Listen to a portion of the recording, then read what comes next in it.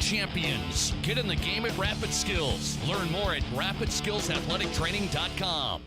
In the past, if you needed auto body repair, you had to get multiple estimates and then try to get your car into a shop for repair. Well, not anymore. In most cases, you can stop by one shop, get your estimate, and schedule your car for a repair. The question now becomes which shop you choose. If you like quality, choose J&J Truck and Auto Body. They have ASE, PPG, and Gold iCar certifications that allow them to offer you a nationwide warranty. And they'll work with your insurance company so you're pleased with the outcome. J&J Truck and Auto Body, 1513 East Philadelphia. Doctor, are you going to start the ventricular bypass? Wow, I've never seen the inside of a person's chest cavity before. Doctor? Well, my specialty is proctology, not hearts, but I'm game if you are. Would you want a proctologist operating on your heart? Renewal by Anderson of South Dakota thinks not. You'd want a specialist or an expert. Scalpel. Scalpel. Does someone have a diagram? We have nothing that looks like this on the other end. That's why when you need replacement windows, you need Renewal by Anderson, because they only do windows. They're experts, no subcontractors. Nurse, if we're operating on the left ventricle, is that my left or his left? His left. His left, my right? No, you're right. Let's start from the bottom up, please. Renewal by Anderson's hassle-free, energy-efficient, low-maintenance windows with a professional, perfect fit. They won't leave you hanging. Doctor, where are you going? In proctology speak, I'm pooped. Just leave him as he is and I'll try again tomorrow. For a perfect fit, call 605-341-7831. That's 605-341-7831. Renewal by Anderson of South Dakota. KIMM Rapid City and K294BT Rapid City. This is the Black Hills Sports Station, 106.7 FM and 1150 AM. Fox Sports Rapid City. And here's what you need to know. Tiger Woods said today that he does plan to play in the Masters. He's scheduled to tee off round one Thursday at 10:34 Eastern, along with Joaquin Niemann and Louis Oosthuizen. In the NBA, LeBron James has been ruled out of tonight's game at Phoenix because of a sprained left ankle. If the Lakers lose and San Antonio wins at Denver, that would eliminate the Lakers from the playoffs. In the NFL, the Super Bowl champion Los Angeles Rams signed former New York Giants puncher Riley Dixon. The Indianapolis Colts signed former Kansas City Chiefs safety Armani Watts. Big 12 Conference Commissioner Bob Bowlesby announced that he will step down later this year. College hoops, Tennessee freshman point guard Kennedy Chandler is declared for the NBA draft. And Pete Thamel reports that LaSalle is expected to hire 73-year-old Fran Dunphy as its new head coach. I'm Isaac Lowenkron.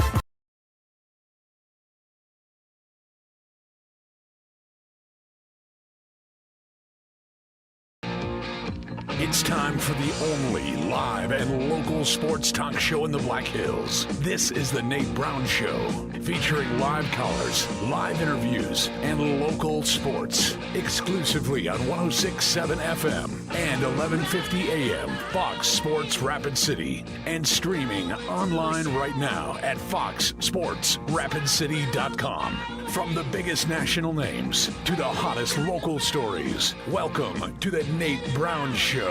Here's your host.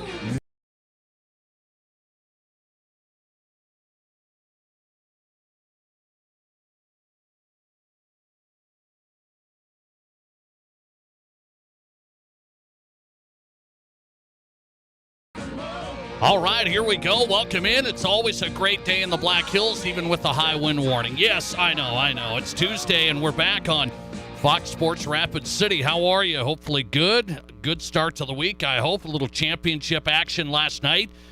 Kansas comes back to win it. I'll tell you, that was interesting. Really good game, really good basketball. I love the tournament. You all know I'm a huge college basketball fan. Congrats to Mike. Mike won the Fox Sports Rapid City Bracket Challenge, a $250 gift card to Shields, $250 gift card to Pour 54. Out of all the entries, he got it done. Picked Kansas as the winner and won it all the way through. Congrats to Mike. You'll have to talk to him about going and getting some drinks at Pour 54. That a boy. Good stuff. He smoked me on my bracket, man. I didn't even have really any teams in there in the mix. I didn't even have any teams in there in the mix. I was afraid to pick Duke, and, my wife already hit me on that. And then I had Purdue, I had Auburn, I had Arizona, and it was just lights out along the way. That's why we love the tournament. Great tournament, great basketball. Kansas wins it. Biggest comeback, right, in championship game history. I didn't think that was going to happen. I'm watching that I had it recorded a little bit, had to pick up some kids from here and there, and so I was started a little late, but I didn't look at the phone, didn't do any of that. North Carolina gets down 7-0 right away, and I'm thinking, uh-oh. And now they get a 15-point lead at the half. They were up by as much as 16, and Kansas rolls in the second half. Jayhawks winning the title. How about it? We'll get some reaction. Chris Danker, pro basketball scout, former D1 college coach, and recapping the season and just college basketball moving forward. I want to talk to Chris live, Net Scouts basketball, pro basketball scout. He's on the way. Let's get into the Nate Brown Show, brought to you in part by Black Hills Urgent Care, where me and my family go to get better quicker. Black Hills Urgent Care, proudly owned by physicians here in this community, and they're at 2 locations, Haynes Avenue, Mountain View Road, on the west side, Bacon Park, open 7 days a week. You don't need an appointment, just walk right in.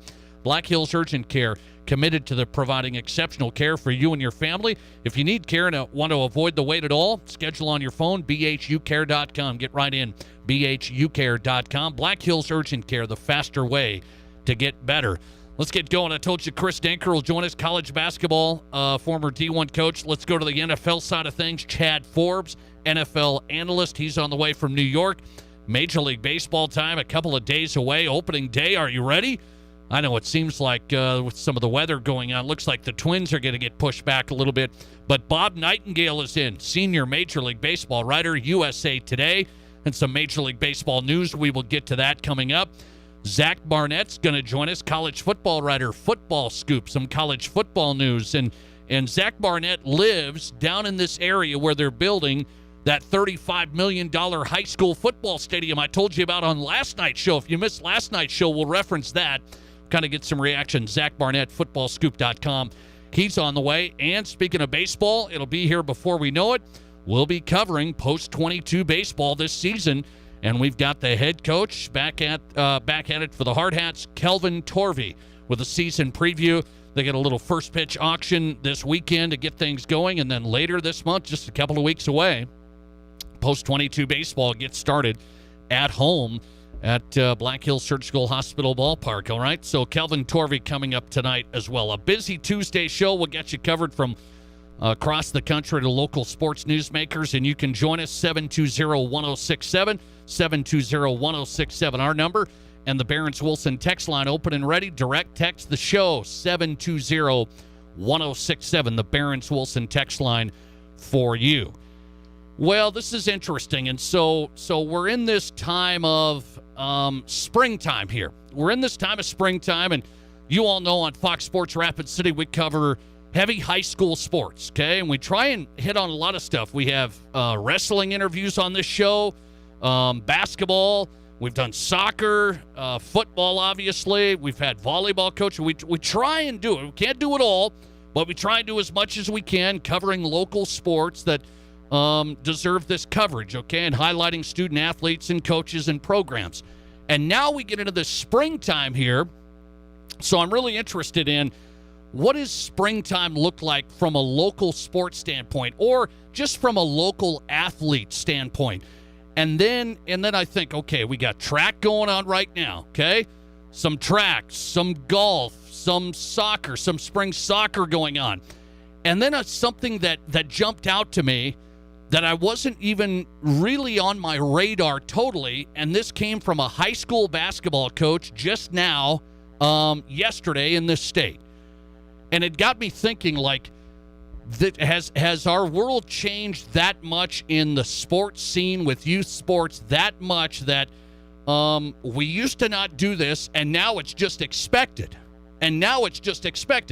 Maybe it has changed that much, but I wanted to throw it out to the audience. So what I'm referencing here in this spring sports time, some people would call this, well, this is kind of a downtime. You got to pick that sport that fills the gap, maybe, because maybe you're going high school baseball or something along those lines. You know, we're getting ready to launch high school softball here in South Dakota. So right now in the springtime, people are trying to find that sport. But get what this high school coach just said last night. This is a high school basketball coach from Howard, by the way, small town over East River. Howard Tigers basketball coach kind of gave me a little, wake-up call to has the sports scene changed for our kids right now? So you all maybe have played sports. Maybe you have kids in sports right now. Where do you stand on this? Here's the Howard Tigers basketball coach last night.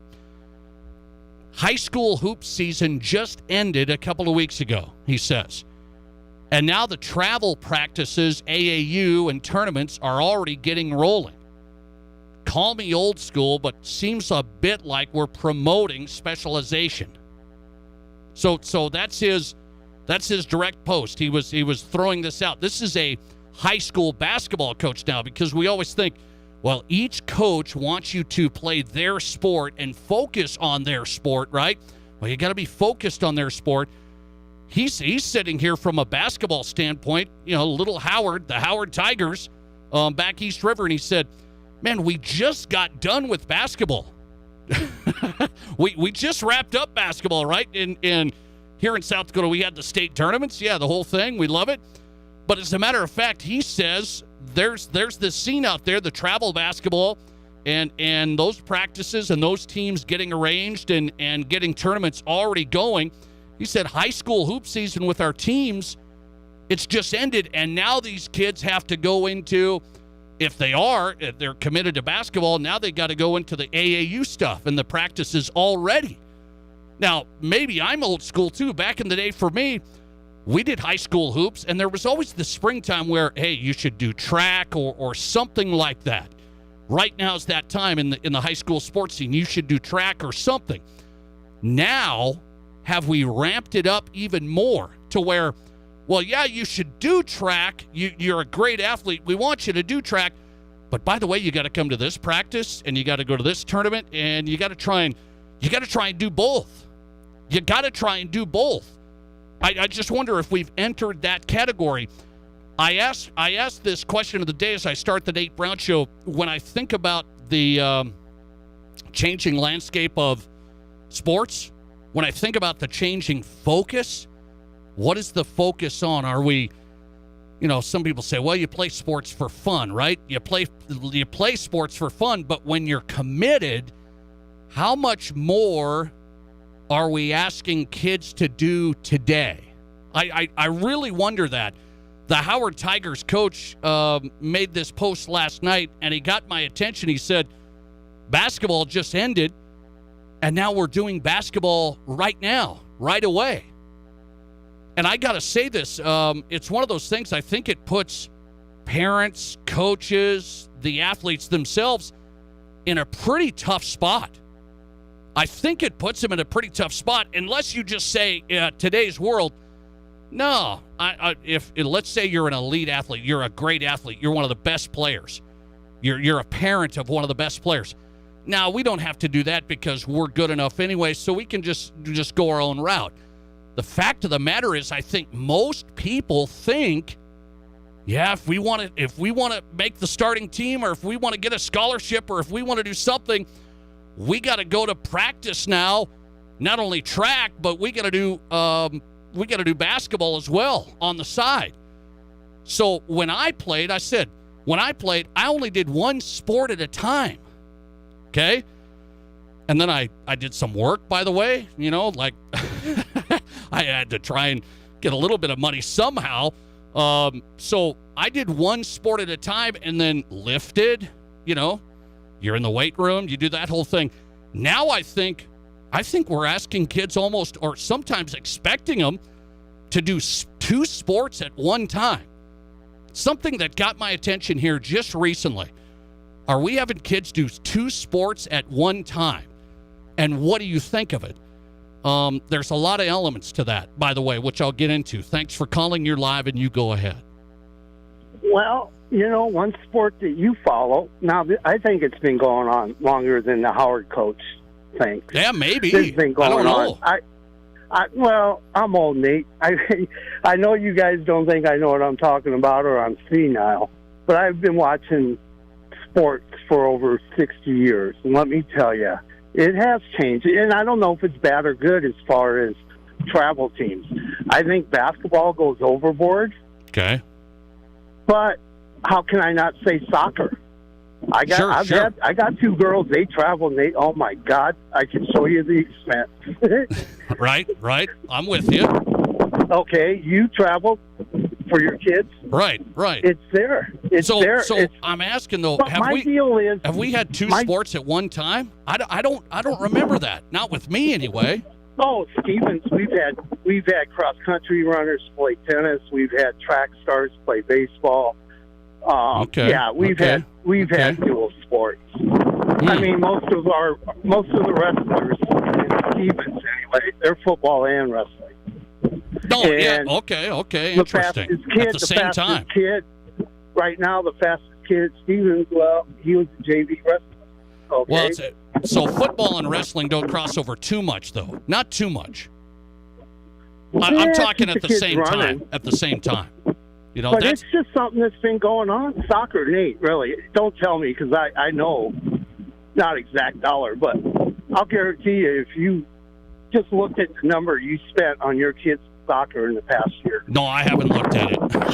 Okay, don't till they're over 18. Okay. I'm not going to look at those receipts.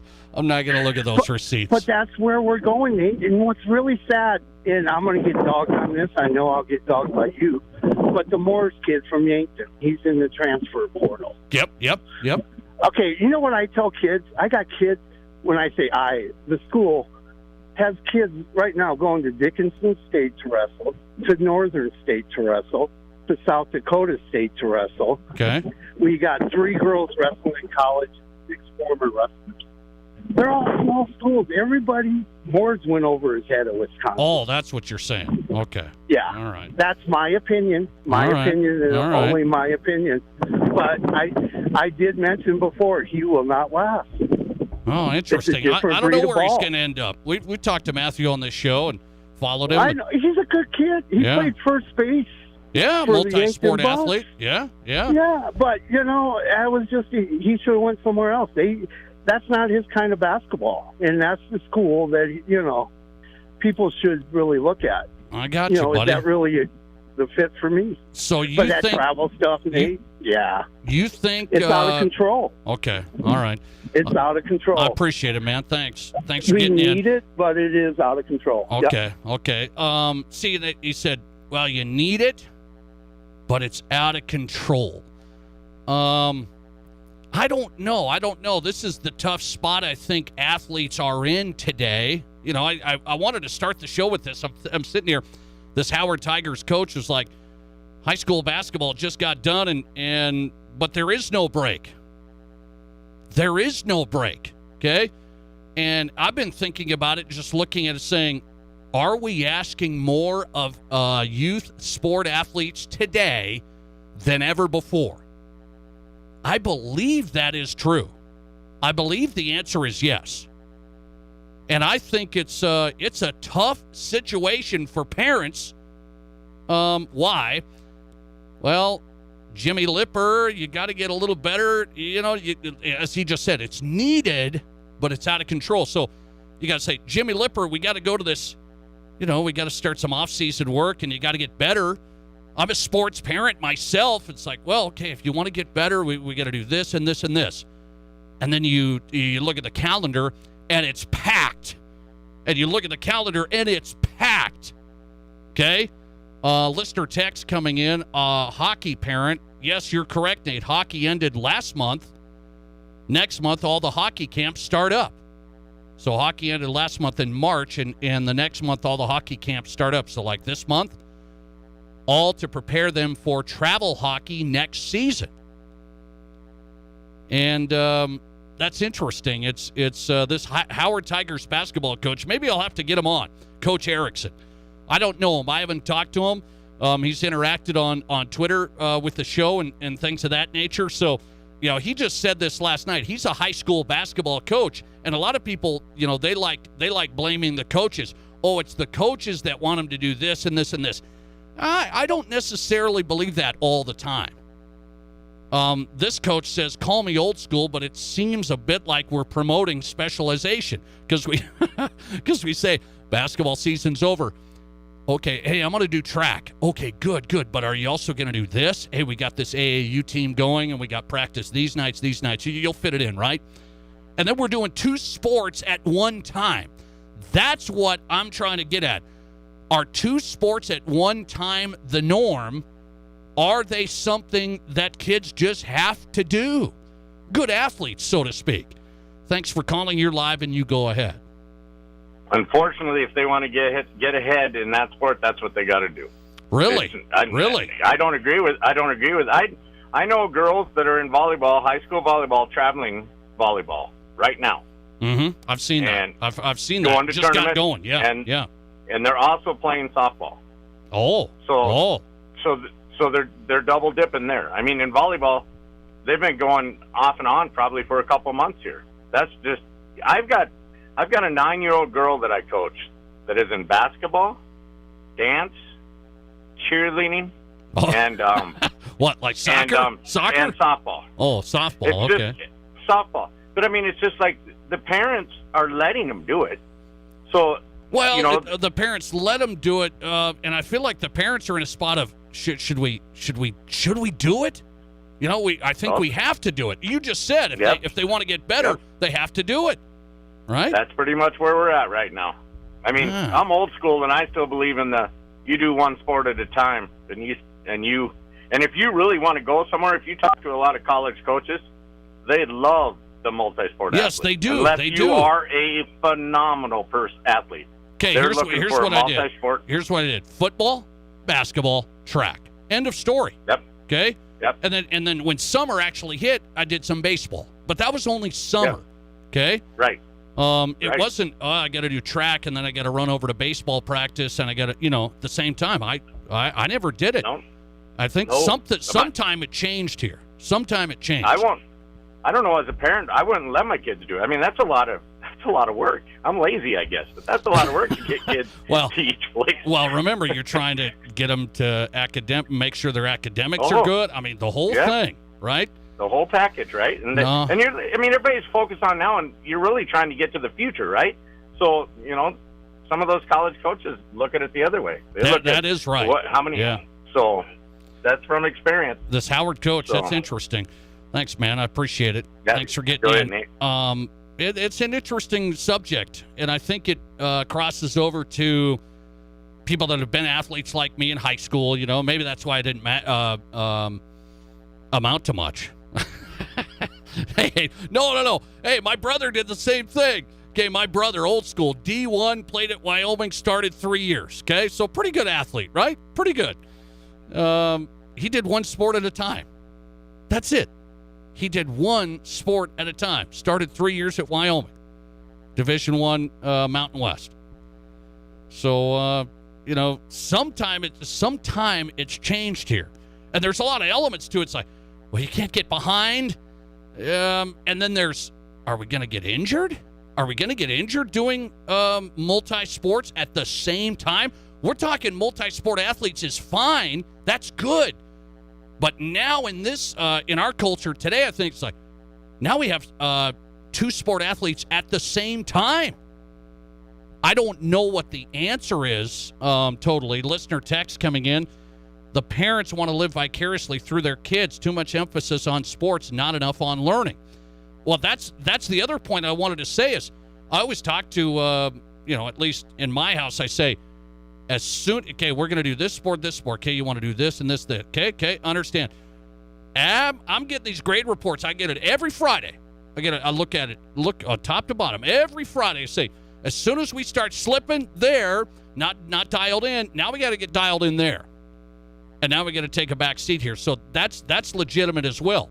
It's like, let's make sure we get everything in order here. And that's another element to it is sports taking up all the time. I got to get to this sport and that practice, and it's going on at the same time. How are we doing in school? How are we doing, just with friends and with some downtime?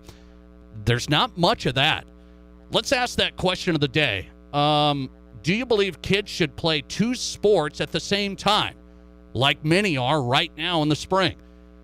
Some are doing softball and track. Some are doing track and soccer. Some are doing track and basketball. No, I mean, it's going on right now. Do you believe kids should play 2 sports at the same time?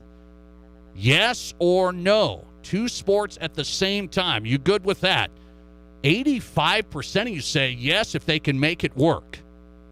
Well, yes if they can make it work. 85% say yes.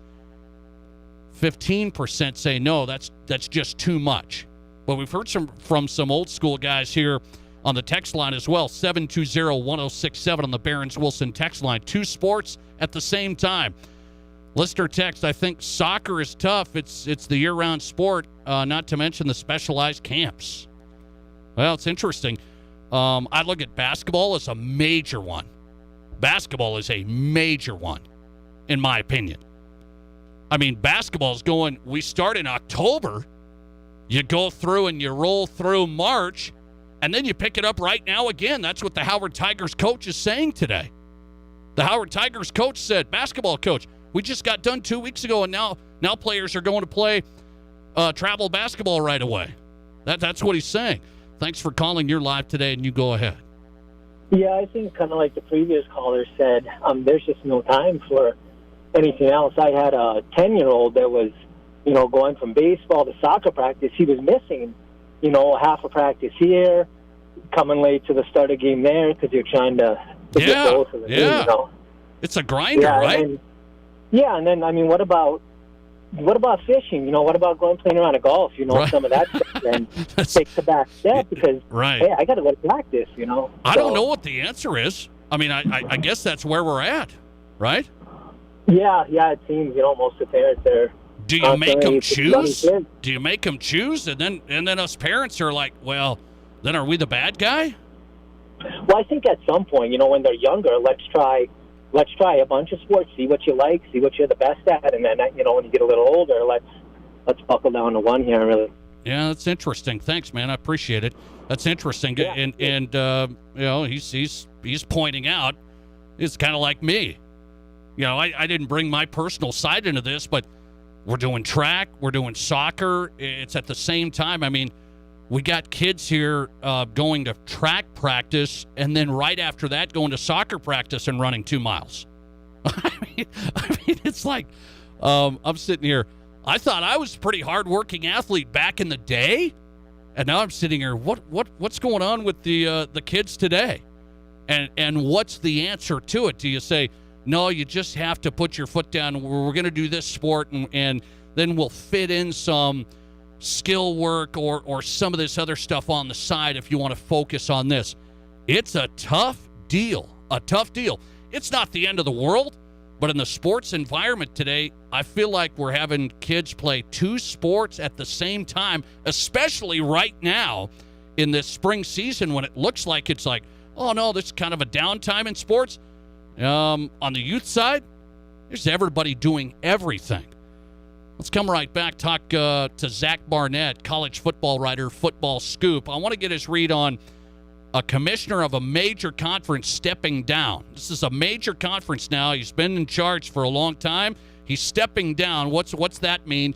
And then Zach Barnett lives in Texas. He lives close to where they're going to build a $35 million high school football stadium. And it was passed by the voters. What do we say about that? Zach Barnett's in that neck of the woods, and he's live on the way. Your sports, your show. This is the Nate Brown Show on 106.7 FM and 1150 AM, Fox Sports Rapid City. At Ace Steel and Recycling in Rapid City, our goal is to make recycling your materials so quick, so easy, and so profitable that you'll become a lifetime recycler. At Ace Steel and Recycling, we buy, process, and ship scrap iron, automobiles, stainless steel, and aluminum, including cans and cast. We also buy insulated wiring, as well as copper, brass, lead, batteries, zinc, and tungsten carbide. Visit acesteelusa.com or give us a call at 342-8649. Ace Steel and Recycling, 2830 Eglin Street, Rapid City. We're all going somewhere. Going higher, faster, farther. Going in new directions, to new places. At Monument Health, we keep going so you can keep going. We're dedicated to advanced orthopedic care with the latest innovations, technology, expertise, and treatment. So keep exploring. Keep making memories. Keep going with Monument Health as your partner. Learn more at monument.health/orthopedics. The Heater Associates at Thrivent are proud to support local youth sports in Rapid City. Matt and Miles Heater at Thrivent are also ready to help individuals, families, and small businesses here in the Black Hills reach their financial goals. Let Matt and Miles Heater be your resource to help you make well-informed decisions for your financial future. Don't put it off any longer. Put a plan in motion with Thrivent and the Heater Associates. Just Google the Heater Associates in Rapid City. Stuck in a state of falling behind? Struggling to keep up with your kids, your finances, your insurance, your life? This is State Farm Agent Matt McCormick. Let me help you simplify and get to a better state. With me handling your auto, home, and life insurance, you'll have more time to handle everything else. Even more money, too. Because adding State Farm policies can earn discounts that could add up to 40%. Call me, State Farm Agent Matt McCormick, and get to a better state with State Farm. 348-0464. Broadcasting from the Anytime Auto Sales, Service, and Detail Studio. Sales, service, and side-by-sides. This is Fox Sports Rapid City.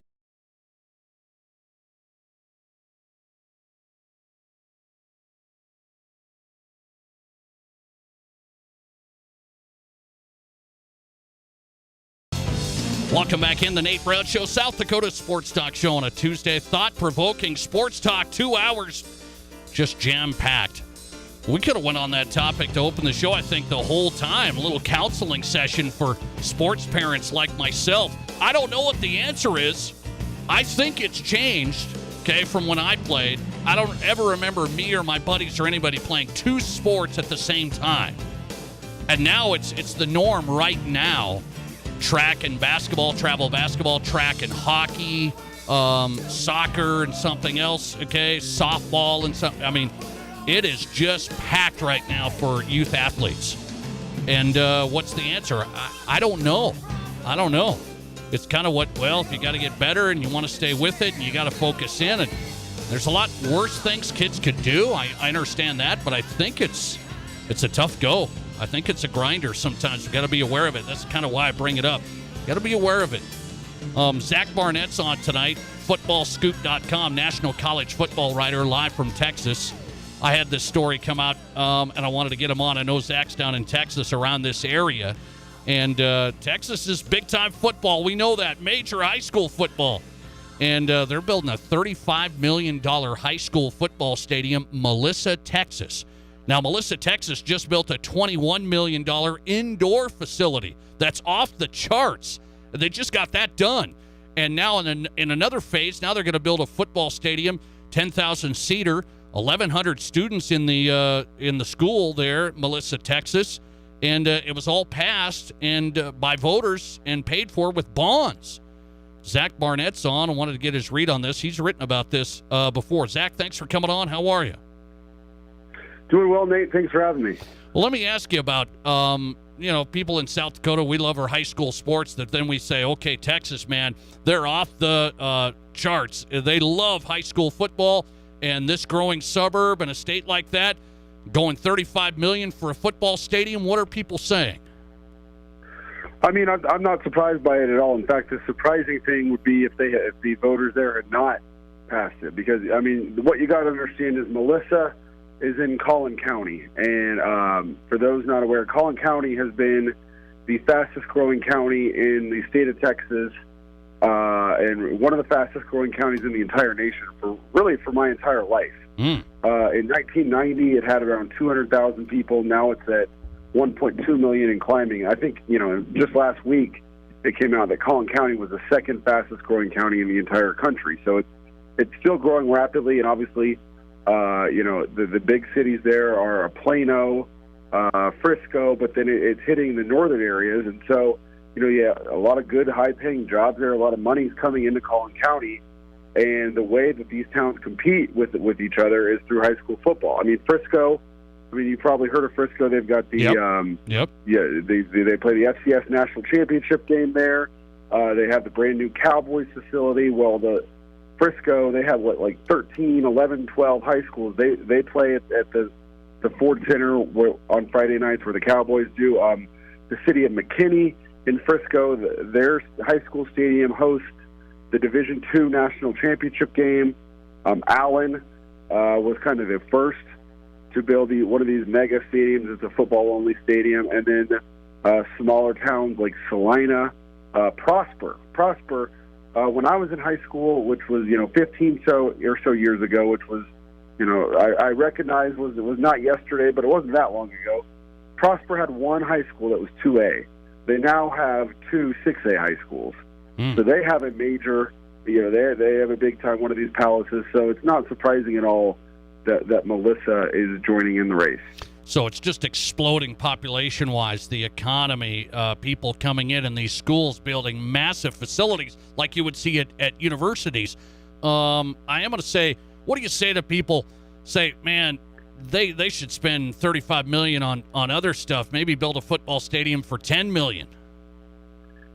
Yeah, I mean, that you could definitely make that argument. As in regards to the indoor facility, I mean, that's a team, every sport on campus will get to use that. The soccer teams, the softball teams, I mean, you name it. And then it was a little bit surprising to me that they don't have a track around it. Obviously, that cuts down, but I'm sure the soccer team will be on there. I mean, those facilities, especially with that turf field, they get used, all the stinking time. So I think the taxpayers there, I think, will get their money out of it. And a lot of these times, these bonds are included with bonds for new theaters, new academics and the arts, but those don't grab the headlines like a $35 million football facility does. Right. I was going to say that, Zach. This bond was hundreds of millions of dollars. I pointed that out to the audience there. Melissa, Texas, the voters passed it. Hundreds of millions of dollars, $35 million going to the high school football stadium. I think it just gets people's attention like, man, high school football stadium, $35 million. So I'm gonna let you, we'll move on to a different topic after this. I say, Melissa, Texas High School, is this just the type of stuff that is going to happen in areas like that? I mean, you sounded like it's an arms race there. Yeah, I mean, it's the way you put your town on the map. I mean, just within the Dallas area, I could list you probably 10 different towns. I live in one of them that were built by high school football. And you could say they overpaid for their stadium, they overpaid their coaches, but if you were to run the numbers on what, the town makes up in property taxes by new homes being built there, I'm certain that these stadiums will pay for themselves in time. It just may not necessarily be in ticket sales and hot dog sales, but I mean, the way these towns grow, there's South Lake, Argyle, I mean, Aledo, you name it. There's towns out here that have just exploded, and the success in football and basketball comes first, and then the growth follows. It's interesting. So you're telling me youth football, and you help out with some youth football up to the high school level in that area, still very, very popular. Oh yeah, and I'd say it's only getting more popular. Okay, interesting. Some people say, some of the numbers nationwide are down. Maybe. And then you got stories like this in Texas. Melissa High School, look at it. Zach Barnett on footballscoop.com. Let's go to a college story. Bob Bowlesby, Big 12 commissioner, stepping down. What was your first reaction when you saw that? Yeah, I mean, I can't sit here and say I expected that news item today to come down, but at the same time, I mean, the man is pushing 70.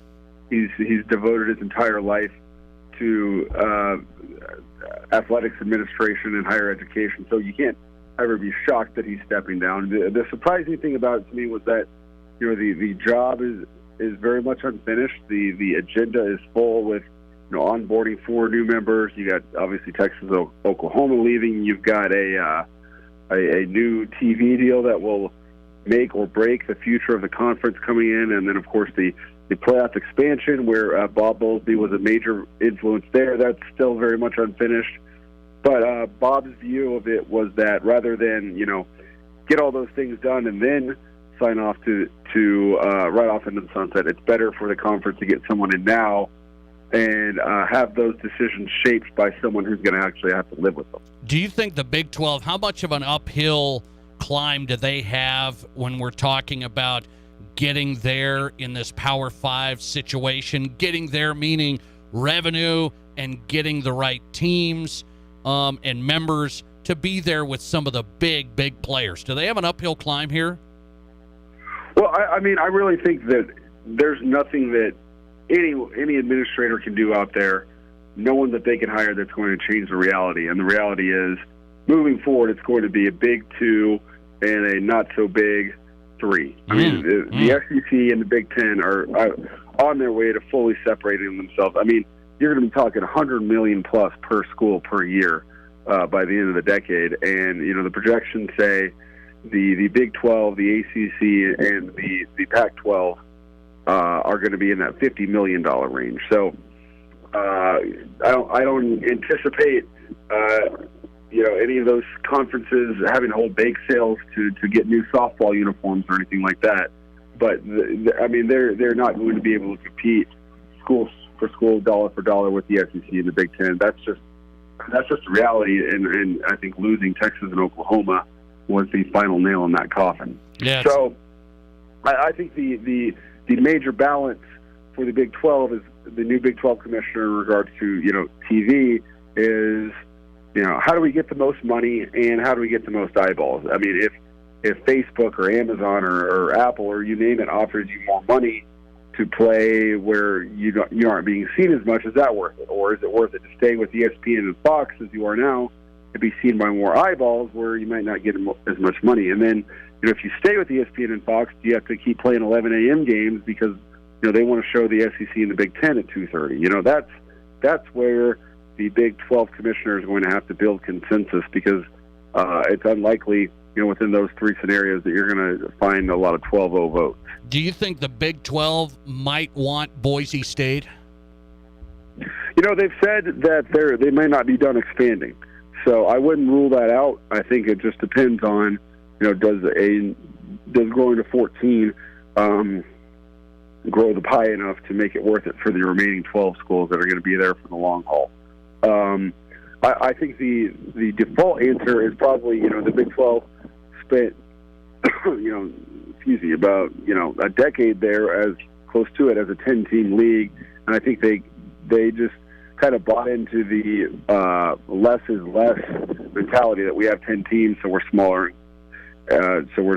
Even though we're all getting a larger piece of the pie. So, I know Mike Gundy came out and said recently that he'd be in favor of growing to 14. They just think, there's a certain strain of thought within the conference that there's strength in numbers.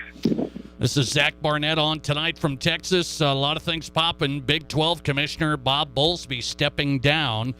He announced that today. He'll be doing it at this year. Zach Barnett, National College Football writer, footballscoop.com, on Twitter at Zach_Barnett. Follow him there. Zach, thanks a lot. I appreciate it. Thank you. Appreciate it. Zach Barnett on the Nate Brown Show tonight. Find him on Twitter at Zach_Barnett, National College Football writer for the guys at footballscoop.com. So the Big 12 Conference. What do we think of the Big 12? Boy, it's been through some changes. And they lost Nebraska, Colorado. That was a big one. Lost Nebraska, Colorado. That was before Bob Bowlesby got there. Then he got there, and they were in the process of losing Texas A&M and Missouri. Okay, so you gotta think about Big 12 over the years. It was the Big 8, then the Big 12, and Nebraska, Colorado, and then they left. That was through all that conference realignment. Then they lost Texas A&M and Missouri. Now they lost Texas and Oklahoma. I mean, it's a killer. A killer. And Bob Bowlesby said a lot of things, kind of, thrown some things out. And maybe not the number one fan. I disagree with some of the things he's thrown around. But his job has been to stick up for the Big 12. We're the real deal. We're this. And it's interesting now, this whole changing dynamic. Every national guy you talk to in college sports says, over the next 10 years, no matter if the college football playoff expands to 12 and everybody has a piece of that pie, more teams and everything, he said, or every guy's telling me, you look at it, the SEC and the Big Ten are going to dwarf the Big 12, Pac-12, and ACC. So we think the Big 12, Pac-12, ACC are big boys, and they're going to be half of the revenue as the Big Ten and SEC. Those are the projections over the next 10 years. Bob Bowlesby says, yeah, I'm out. No, it's 40 years of, being in intercollegiate athletics. So Bob Bowlesby, Big 12 commissioner, one of the headlines today, stepping down. How about that? Zach Barnett lives down there in Texas, right where they're building all these football stadiums and all these exploding high schools. He said he'd be more surprised if the voters there in Melissa, Texas said, nah, we don't want to pass this to build the $35 million stadium. Man, they're all in. They are all in. How much is the next one going to be? Melissa, Texas, high school stadium, $35 million. That was right after they got done building the $21 million indoor facility for the high school. The only high school I know of here in South Dakota that has an indoor facility, I think we have this right, Matt Kearney, is Harrisburg. I think that's the only one I know of. Would you be? Are we going to step up for that? Now let's focus on one thing at a time here in Rapid City, okay? Let's focus on some schools. Get our priorities straight, and then maybe we can get to the Harrisburg level of an indoor facility. Coming right back with Chris Denker, pro basketball scout, former D1 college coach. What does he think about the college basketball season? What does he think about the athletes of today playing two sports at one time? He's right in this AAU network, okay? Chris Denker live from California next. From high school to college to the pros, this is the Nate Brown Show on 106.7 FM and 1150 AM Fox Sports Rapid City. There are times in life when you just have to say, this is a no-brainer, and we are doing it. And right now is one of those times. Renewal by Andersen makes the best windows you can get. They have more 5-star customer reviews than anyone in the industry. And right now you can get Renewal by Andersen windows with no money down, no interest, no payments for a full year with approved credit. A full year. Book your free estimate right now at RBARapidCity.com. Renewal by Andersen. This is one of those times in life. It's a no-brainer. We're doing it. Hi, this is Britt Wickett at Elevate Performance. If you have an athlete in your family that is looking for sports training with proven results, Elevate Performance is ready to work with you. Our approach is different. We train one-on-one or in a small group, keeping the focus on your athlete, getting them to perform at their best. If your child is in middle school or high school, we have plenty of training options to fit your schedule. Take your game to the next level with Elevate Performance. To get your training started, visit elevateperformancesd.com.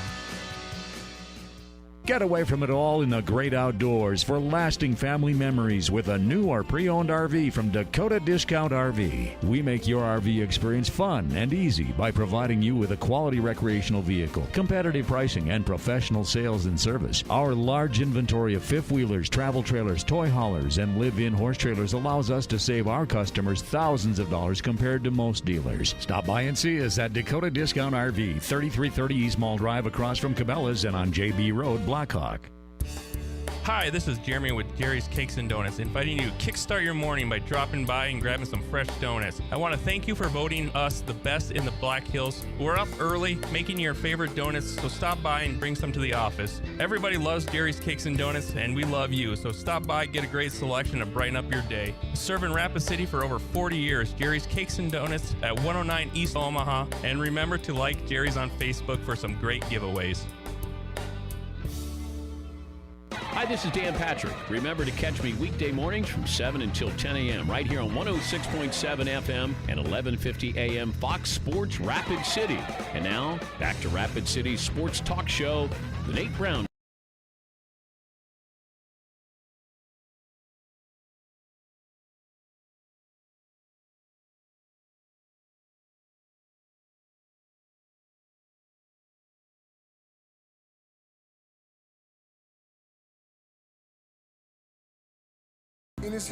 Good stuff today. Thanks for listening. I appreciate it. Hope you're having a good day. Thought-provoking sports talk on South Dakota Sports Talk Show here, Fox Sports Rapid City. Talk Major League Baseball coming up. Senior writer, Major League Baseball, Bob Nightingale's in USA Today right before the season starts. We got Bob tonight. Good stuff. NFL analyst on the way live, Chad Forbes. And Post 22 getting set to start the baseball season. We'll talk to Kelvin Torvey tonight with a preview of the Hard Hats. All right, college basketball's done. Kansas wins the national championship. That was a game last night, man. I loved the tournament. I loved the tournament. Chris Danker all over it. Pro Scout, NetScoutsBasketball.com. Chris Danker joins us on the Nate Brown Show. Chris, thanks for the time. How are you? Great. Thanks for having me. Appreciate your time. So I'll ask you, the tournament overall, it just is, so good this year. It was so good. I thought we had some Cinderella stuff. We had some great basketball. What did you think as a coach watching the hoops here in 2022? I agree. I thought it was a great tournament, capped off by an outstanding Final Four. Not every year, do you get two great semis and a great final. And I think this year gave us that. At first, I think there are a lot of people that play the bracket games that when, Kentucky gets knocked off or Iowa gets knocked off or some of these teams that, you might have picked in your pools, you think, or this isn't – we didn't want to watch, some 12s and some 14s playing in the, later rounds. We want to see the big guys meet each other all the time and that kind of stuff. But, like you say, the Cinderella's like a St. Peter's, I think, stole everybody's heart. And, just teams like that really rose to the occasion and then didn't just beat one, but beat two or three opponents. And even teams that aren't Cinderellas, but maybe who haven't had basketball tradition that a Duke or a North Carolina or a Kansas has had, like Arkansas, like Texas Tech, and some of these teams that advanced quite a ways into the tournament. It was exciting to see, and it ended up being what I thought was a really great tournament top to bottom. Yeah, it really was. I loved it. I watched that game last night. I picked North Carolina. I'm a Duke fan, and I was like, all right, I'm going to roll with North Carolina. They've just been so good lately, and they were good. They got up by 16.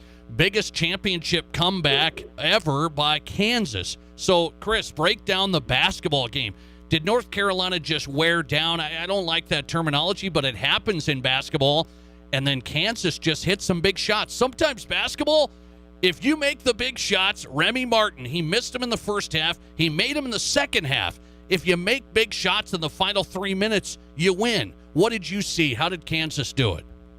Yeah, first of all, how good of an 8 seed is North Carolina? Yeah. I mean, that is a really good team. So I think maybe that seed was wrong. And I even went back and looked at their schedule, thinking, well, they must have done something really bad to garner that seed. And the only bad loss that I saw was Pitt, which I don't know, how that happened. But the other teams they lost to were all really good teams, and they played a tough schedule. So I just couldn't get over both teams how competitive the will to fight that both teams had. Yeah. I thought was just phenomenal. And here's where I really thought the difference in the game was. In the final 4 games, Kansas came out and Abaji hit, I think it was 4 threes against Villanova right off the bat, and they just jumped on them, and they were really shooting the ball from the perimeter. But that's not really Kansas's thing. When they can make threes, they're pretty much unbeatable. They're so talented and athletic, but they have sneaky size. You'd be surprised at how big they really are. Those, Brown and Wilson, those guys are 6'7", 6'8". They're not small. And then McCormick's the big guy in the middle, and Abaji, first-team All-American, 6'5", 6'6". So they got some size, but it's athletic size. It's versatile. It's skilled size. It can drive the ball. So when they're making threes, they're really tough. They didn't do that in the first half against North Carolina. North Carolina is part of the reason for that. They block shots, Manic block shots, Baycott, obviously. Carolina is so good on the boards. I mean, they ended up out-rebounding by like 20 last night. You realize that. I mean, they just destroyed Kansas on the boards. Right. And so Kansas, I think they were 6 of 20 or 6 of 21 in the key in the first half. And, again, not making threes. And I just felt like, you know what, you make a couple shots and you finish, you're in it. And then they come out, they jump on them right away, and Carolina wasn't able to get any shots to go down, where I really felt like Carolina, the 2 guards, Davis and Love, combined for 10 for 41, 1 of 13 from 3. Yeah. But where I felt like maybe they missed the boat just a little bit was, I thought the guy for them the whole tournament was Manic. he was the guy that was making shots, and when they needed him, he hit big shots. Against Baylor, if you remember back to that game, they were up 26 or whatever, and he gets tossed, and Baylor comes all the way back, and they go into overtime and whatnot. But Manek was the guy, and last night he only got 8 shots, and they just couldn't get him open looks from 3. Maybe that was Kansas's defense. I really felt like that hurt them in the end. But, once it became a game, I still say, I go back to the competitive nature of both teams. When Kansas took that lead and Carolina burned a couple timeouts and Kansas got up 6, and you're thinking they're going to run away with it. I don't think Carolina's got any left. And what they do, they responded, and they got the lead back. And I just really commend both teams. I thought it was a great game. Okay, Kansas wins it, and now North Carolina has Hubert Davis, first-year head coach right there. Hubert Davis, is he going to get a contract extension right here pretty quick, Chris? Boy, he ought to. And I'll tell you what, he had mentioned throughout the tournament that he was tired of hearing people saying, well, maybe North Carolina, isn't relevant anymore. They're not the Carolina of old and all that. I clearly they're back. If they were gone, they're back. I don't know that they were gone, but they're really something. Now, what'll be interesting for all these teams, really, even Kansas, they're going to lose guys to the draft, and there are guys that are going to lose eligibility from all the teams that are in the Final Four. And then the way this whole Division I thing works now is this doggone transfer portal. How will these guys play the recruiting game? Do they have some good incoming freshmen from the high school class that they might have tried to sign early? And then who will they kind of add to their roster via free agency as it is now with these transfer portal guys? It'll be rich get richer. Let me ask you, Chris, because you're in this game. Are there less opportunities for high school kids? 100%. If I can be selfish and just talk about my own son, he was a all-state player in the state of California. When COVID hit, right in the midst of our playoffs, recruiting stopped. It just shut down. And so he went to a year of prep school, Prolific Prep, which, you've probably seen on TV and the Geico and the other stuff, playing Oak Hill and all them. Prolific's out here in California. Went there. They went 30-5, played really well. There wasn't a single Division I recruiter allowed to go to a game last year. So none of those kids in that class got recruited. He just played a year at junior college. They played in the championship game, state final here in California. He was first-team All-State, first-team All-Tournament, the whole deal. And now D1 schools are finally starting to reach out. But until then, guys that are in high school, guys that are even in prep school, they're not getting the attention. And I don't know if you saw this a while back. It goes to football, too. Deion Sanders said the same thing about, football guys will sign 20 to 25 kids per class. And he said nowadays they're earmarking 5 of those for high school, the rest for transfer. Wow! And so it's there's over 2,000 kids in the basketball transfer portal right now. 3 of those St. Peter's guys that we just saw and fell in love with and all that, they just entered the portal. I mean, it's crazy. It's because it's like a free agency deal with no contracts because. At least in the NBA, you got to make a trade or you got to match his salary and things like that. Where there's a few restrictions here, it's just come and go as you please. And coaches are just I think they're getting to the point where they feel like, well, if that guy played for Syracuse or that guy played for Butler or something, he must be good. We'll just take him. And so some of them are hitting it and some are really missing it. And they end up having bad years. And so I've now seen 3 or 4 coaches. Yeah, go ahead. Now is coaching about, yes, X's and O's, and I got to recruit too, but relationships. I had a coach tell me that. It's really relationships, and it has been. I know Coach K has the relationships, but, that's what it's about because you got to have guys that are, I guess, pretty tight. They could go every which way. Well, yeah, that, and then also kind of related to that, but it's just the character of the guy and that kind of thing. So what I was about to say was I've seen since the season two articles. One was about Virginia and one was about Oregon, who both those teams, a national championship team in Virginia. Oregon had been a Final Four team, made it regularly to Final 8. These teams were really good, historically, and didn't have years kind of commensurate with what their past history is, and they both lost in the NIT. And both coaches there's articles about their press conference following the game saying, we need to change our mentality. We need to get back to our culture of working hard, getting in the gym, playing for others, unselfishness, et cetera, et cetera, et cetera. Defense, Virginia's kind of based on that. And there's a lot of talk about that. And the reason they're talking about it is because they went portal and they took guys who might have averaged 10 points a game at some, mid to low kind of major or whatever, and you look on paper, well, this guy's going to be really good for us, but it didn't fit with the other pieces of the puzzle, and it certainly didn't fit when you're throwing 5 or 6 of them out there together, and every one of them was a star where they came from, or they were disenchanted, and that's why they're transferring in the first place. And so playing that game and figuring out the character piece of it, and then the relationships. But see, here's the other part that we've experienced firsthand, being a parent of a recruit, is relationship building isn't like what it was when I was coaching in Division I basketball. You used to really spend time, and you'd go visit the family and the coaches, and you'd talk on the phone a lot, and this and that and the other. Nowadays, it's a text message, it's a DM, it's a couple back and forths, and then it's, hey, do you want to do a Zoom call? Do you want to do a virtual campus visit? Not even come, just Right. do virtual, and then commit. And so how could you possibly? It's speed dating is what it is. And now, that's why you miss. That's why some of these guys miss, is because not everybody, there's one ball to go around, and sometimes it just doesn't work out. I'll tell you, college basketball now high school recruiting changing with this transfer portal, over 2,000 guys. I mean, it's unbelievable when you think it through. And Chris Denker, right in the middle of that. I know you've been on the AAU, you've been a D1 coach, you're a high school dad now as well. Chris Denker on netscoutsbasketball.com here on the Nate Brown Show, breaking down the tournament and more. Chris, always good, man. Love talking hoops with you. Thanks a lot. Appreciate you. Take care, Nate. Thanks. Appreciate it. Chris Denker on tonight. netscoutsbasketball.com, his site. Find him on Twitter at Chris Denker.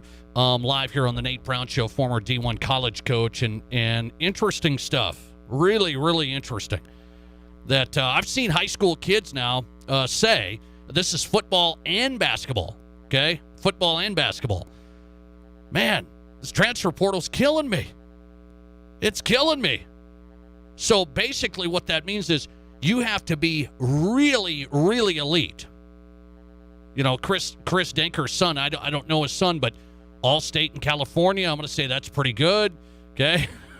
Able to, play on a really good junior college team. They win the final there in California. I'm going to say that's pretty good. And, he's getting some looks now, but it's like the transfer portal basketball teams are pretty small. And there's guys now, like St. Peter's just made a run to the Sweet 16. And they got 4 guys that are already out. Now, they lost their coach, okay, so it's a little different scenario, but still. And then every transfer portal guy takes a spot of what? Potentially a high school freshman coming in. Or a high school senior, I should say, that's going to be a freshman. Really interesting. Let's get to Chad Forbes tonight. We got him, NFL analyst. Let's break down some stuff in the NFL and some of these big contracts as of late. Chad Forbes on the way, live next. You're listening to The Nate Brown Show, streaming live at FoxSportsRapidCity.com and right here on 106.7 FM and 1150 AM Fox Sports Rapid City. Are creepy crawlers hanging around your house or maybe even in your house? Warren Chemical and Equipment Company has the answer for spiders, millipedes, crickets, sow bugs, and more. They carry professional-grade pest control products and applicators for do-it-yourself pest control, and they can advise you on how to use them. For professional hands-off pest control, call Warren Chemical and they'll handle your pest problems for you. Warren Chemical and Equipment Company. We kill bugs. Call us at 342-7644. Whether you run the race, make the catch, cast a line, pitch a tent, or just look good doing it, Shields Rapid City has your gear. From athletic clothing from your favorite team, cold weather gear to keep you warm, to the best camping selection this side of the Black Hills, and the most stylish and functional women's outerwear and footwear. Shields has the widest selection of the best brands in the business. So when you're ready to get out, get in the game, or get going, get to Shields. Shields, we're right there with you at Rushmore Crossing in Rapid City. Nothing compares to the giveaways at First Gold Gaming Resort. Our promo hot seat drawings every weekend pay out over $34,000. Saturday night's Lucky Sevens drawings award players with another $21,000 in cash. On April 30th, the Golden Cash Blast pays out another $12,000 in cash. Plus, First Gold has slot tournaments every Friday and Sunday totaling $16,000 in prize packages. All told, that's over $80,000 every single month at First Gold Gaming Resort. It's where Deadwood begins and the winning never ends. Hi, it's Colin Coward. Great to be in the Black Hills. Get in the herd weekdays 10 to 1 on 106.7 FM and 1150 AM. Fox Sports.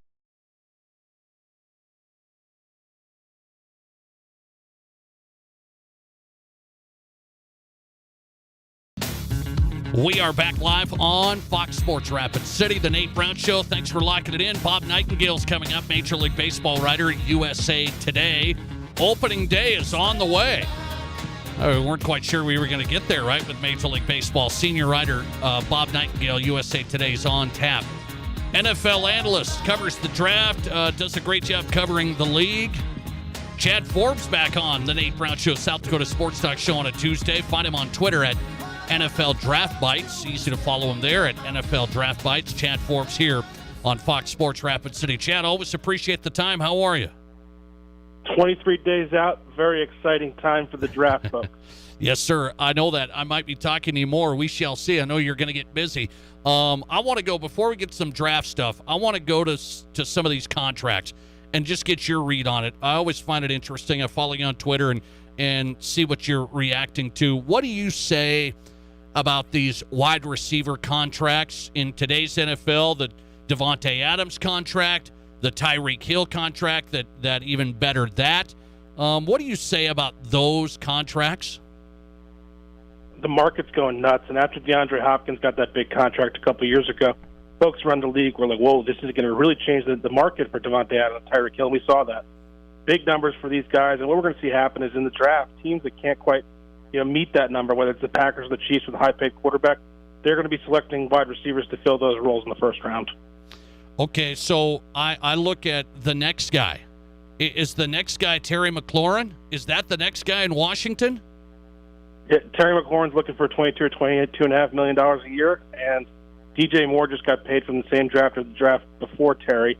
So that's kind of the number. But, if you see the numbers that Tyreek Hill's getting, you might say, I want 25 or I want 26 million a year for your McLaurin shoes. Okay, so I ask you, I don't know, Chad, you cover it. I look at it, I go, can you pay wide receivers 25, 26 million? Meaning, I know McLaurin's good. Are we going to go that number? I'll tell you what, it makes Cooper Kupp at like $17 million a year look like a real bargain. And, in free agency, we saw Christian Kirk get almost $18 million a year from the Jaguars. So, if you're going to, it's almost a dynamic of, do I want to pay a number 2 wide receiver $18 million or just bite my lip and pay the guy who I know is a number 1 wide receiver $25 million a year? So maybe it'll cost you, you can't spend a little bit of money elsewhere, but I think Tyreek Hill and Davante Adams, to those teams, they're worth it. Chad Forbes on NFL analyst. Find him on Twitter at NFL Draft Bites. I want to get to the draft first, some more offseason. What's your evaluation of the Broncos roster now with Russell Wilson? Where do you put the Broncos as an objective viewer? In the second half of the past 2 seasons, Russell Wilson's play has really faded. And you could attribute a little bit to changing of scheme or the talent around him. But Russell Wilson's 33 years old, and the Broncos thought now is the time to go all in.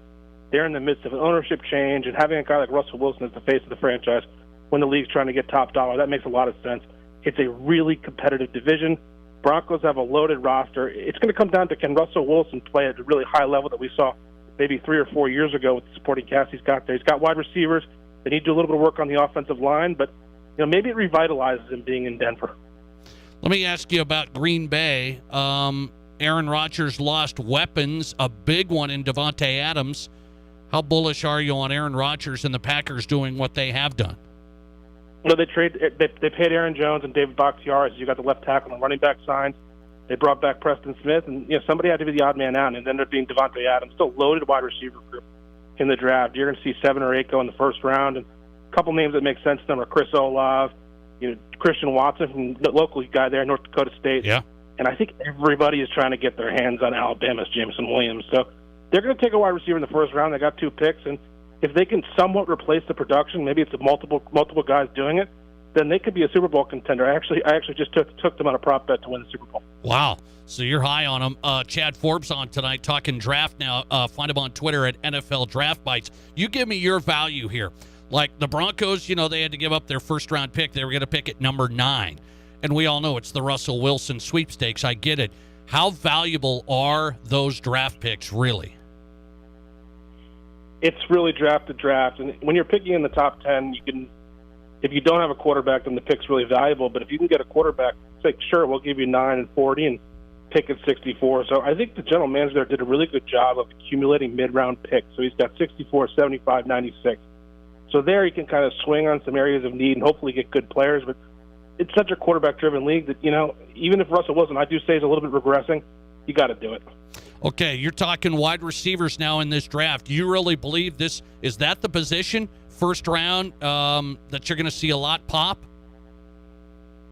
Each team is looking for a specific player type, right? It's kind of like a basketball team in terms of the 1 through the 5. You got the small, quick guy, the big contested catch guy, the vertical guy, the route runner. And each team already has 3 or 4 or 5 wide receivers on their roster, and they're saying, we don't have this fit. So rather than waiting on it till the second round, if the guy you like is there, they're going to take them and then say, okay, we'll deal with it. If we can't find the ideal linebacker or the ideal corner in the second round, we can at least find a way to work them into our group. But if you don't take your wide receiver in the first round, you might end up with some guy that just doesn't fit into your current group of wide receivers. So, yeah, there's going to be 6 or 7, maybe 8 that go in the first round, and it's a really talented group yet again this year. The position we always watch is quarterback. Can you remember a draft like this where quarterback is really not on the radar? I mean, we all know who's there, but meaning we don't have the Baker Mayfields, the Sam Darnolds, the Josh Allen, the long list here, the Trevor Lawrence, that whole thing. It's locked. Can you remember a time like this? 2013 draft, E.J. Manuel, Geno Smith, Mike Glennon. It's similar to that group where only one quarterback went the first round. E.J. Manuel went 16th, and teams are going to manufacture the quarterback in their mind. Everybody, there's 5 or 6 in this draft, right? So every evaluator is going to say, I like at least one of them. And I think different teams will like a different one. So in the end of the day, you probably see 3 go in the first round, and maybe one will work out, and 2 others will probably cost guys their jobs.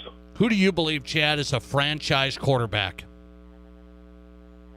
Depends on the system and the fit. I like Malik Willis, but he's going to take some time. You do? Okay. Kenny Pickett's like the highest floor guy. He could come in right away in like a Carolina Panthers system and make them more competitive.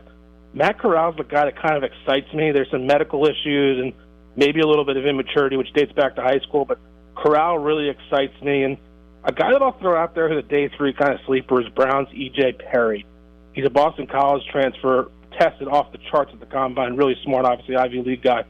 He's a guy that I think could be this year's Gardner Minshew.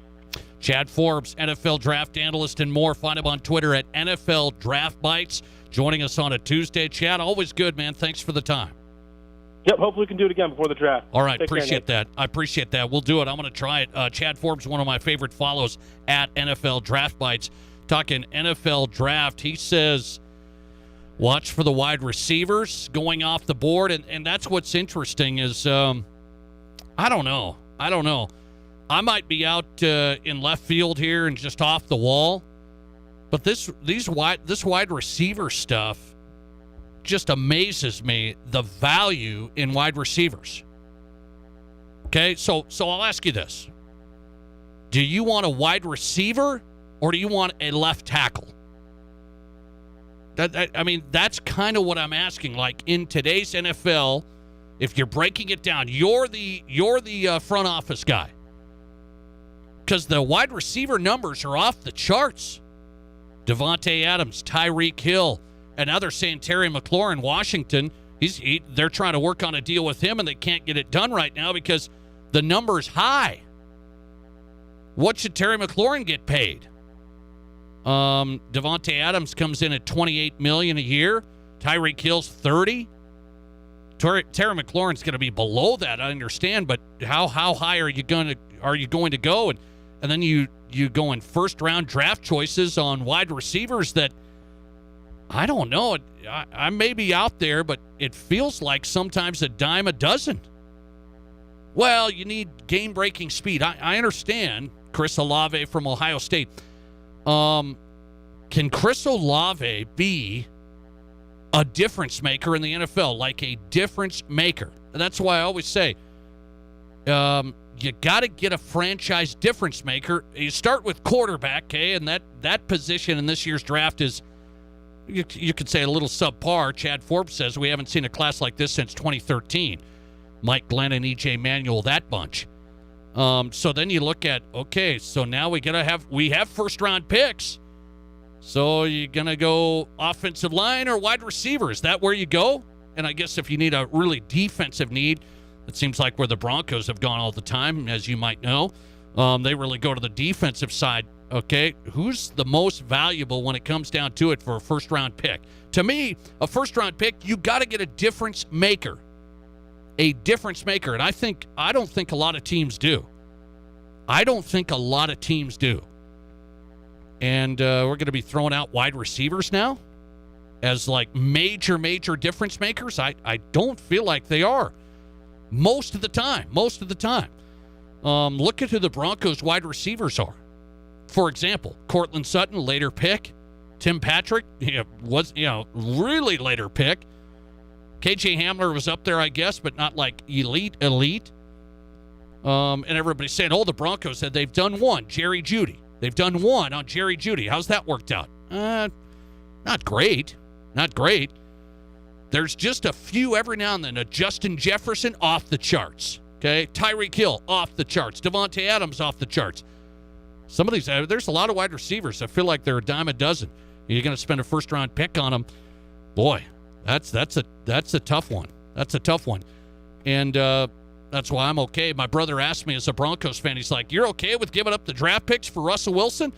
Yeah, I'm really okay with it. I know who Russell Wilson is. I'm just wondering which defensive guy they were going to draft at number 9 again. So pass on it. Thanks. We'll take Russ. Hey, let's get into the Drive at 5 on the Nate Brown Show this Tuesday. All right. I want to know something here. As a sports fan, as a local sports fan, what are you looking for from your local sports teams?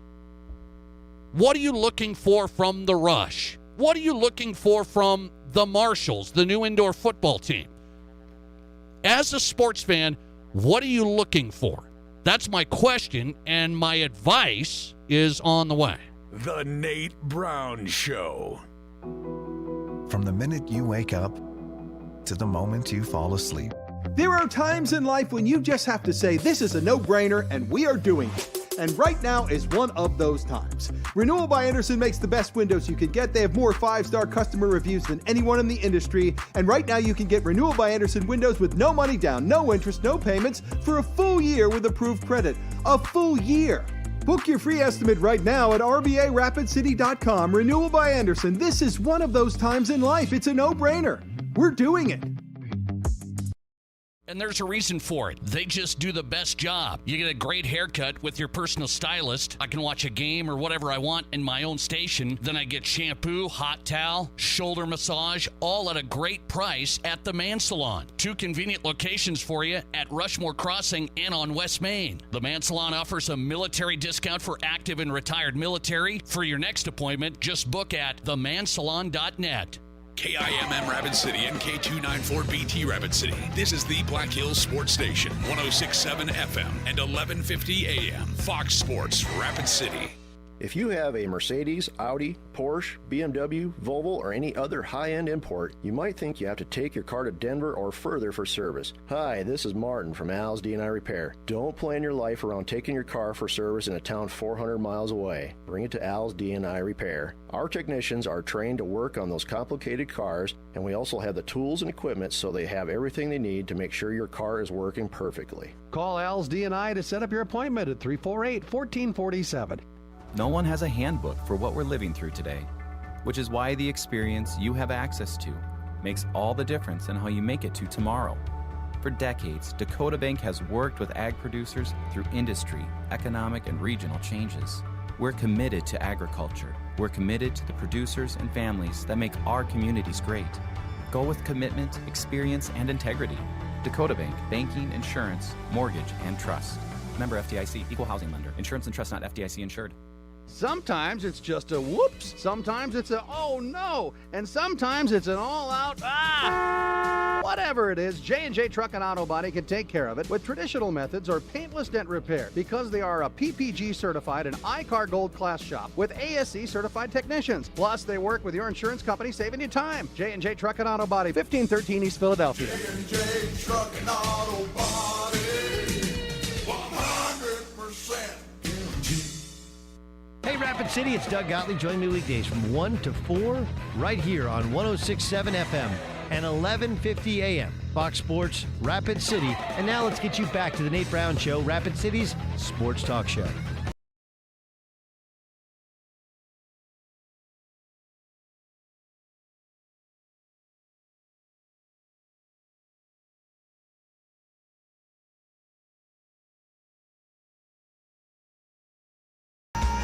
Hey, welcome back in on a Tuesday, the Nate Brown Show live, Fox Sports Rapid City. Hope you've had a great day. We're into the drive at 5 already. Brought to you by Summit Automotive Group. SummitAutoGRP.com. Experience the Summit difference. You look for a pre-owned vehicle, the right financing. You got to get it. SummitAutoGRP.com. Start there. Take a look at the selection. They work hard to get the right selection for you. And these days, it's hard to find. They've done it there. SummitAutoGRP.com. Start there before you buy. Bob Nightingale's coming up, senior Major League Baseball writer, USA Today. Bob in tonight, a couple of days before we get started with the season. Wow.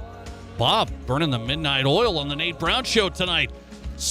A brand new thing added to Major League Baseball. This is going to throw everybody a curveball here, literally. Brand new thing added to Major League Baseball. They're going to implement this season. We'll get to that. Bob Nightingale coming up. Okay. Listener text coming in. Hang on a second on the Broncos drafting on the Broncos. So I told my brother, we were talking about the Broncos the other day, and he goes, "You're okay with them giving up these assets? These draft picks?" Yes, very much so. Very much so. If you don't have, say, it's a simple sentence. You don't have an elite quarterback, it's over. It's over. I mean, just look at the league. Look at the AFC West. It's over. You can't win with defense, 3 yards in a cloud of dust, and that whole thing. Can't do it. You can win some games. Yeah, you can go 9-8. You want to have fun? Hope both teams have fun. That's not what the NFL's about. So the Broncos had to give up. I would have given up Estes Park to get Russell. Listener text coming in. I don't disagree with you, Nate, on the Broncos, but I do want to correct the record.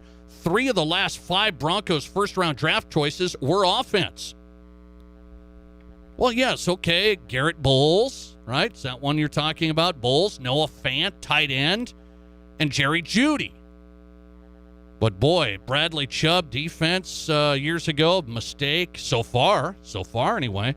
Mistake. And then last year, pretty good. But if we didn't have Russell, I would still be upset about it. Surtain out of Alabama. Good, fine. But if we could have all the Patrick Surtains and Bradley Chubbs in the world, we could have them all. We could put Surtain and Chubb at every position. And we'd still lose. Because you need a quarterback. And that's where we've missed, but the rest is history. And now we're back. Broncos fans unite. We are back. I want to know something on the local sports scene here. So this is always interesting to me when a new sports team hits the market. I'm looking at it saying, okay, how's this going to work? How's this going to go? Is Rapid City going to embrace this? And the Rapid City Marshals, new indoor football team, they just had their first regular season game this past Saturday. They have another one this Saturday. They had a preseason game to kind of test the waters and kind of get things going a few weeks ago. And so I asked sports fans, yourself, we talk about local sports a lot and have the Rush coach on and the whole thing. The Rush have been going here for quite some time now. What do we look for in our local sports teams? What is it going to take for the Marshals to have success?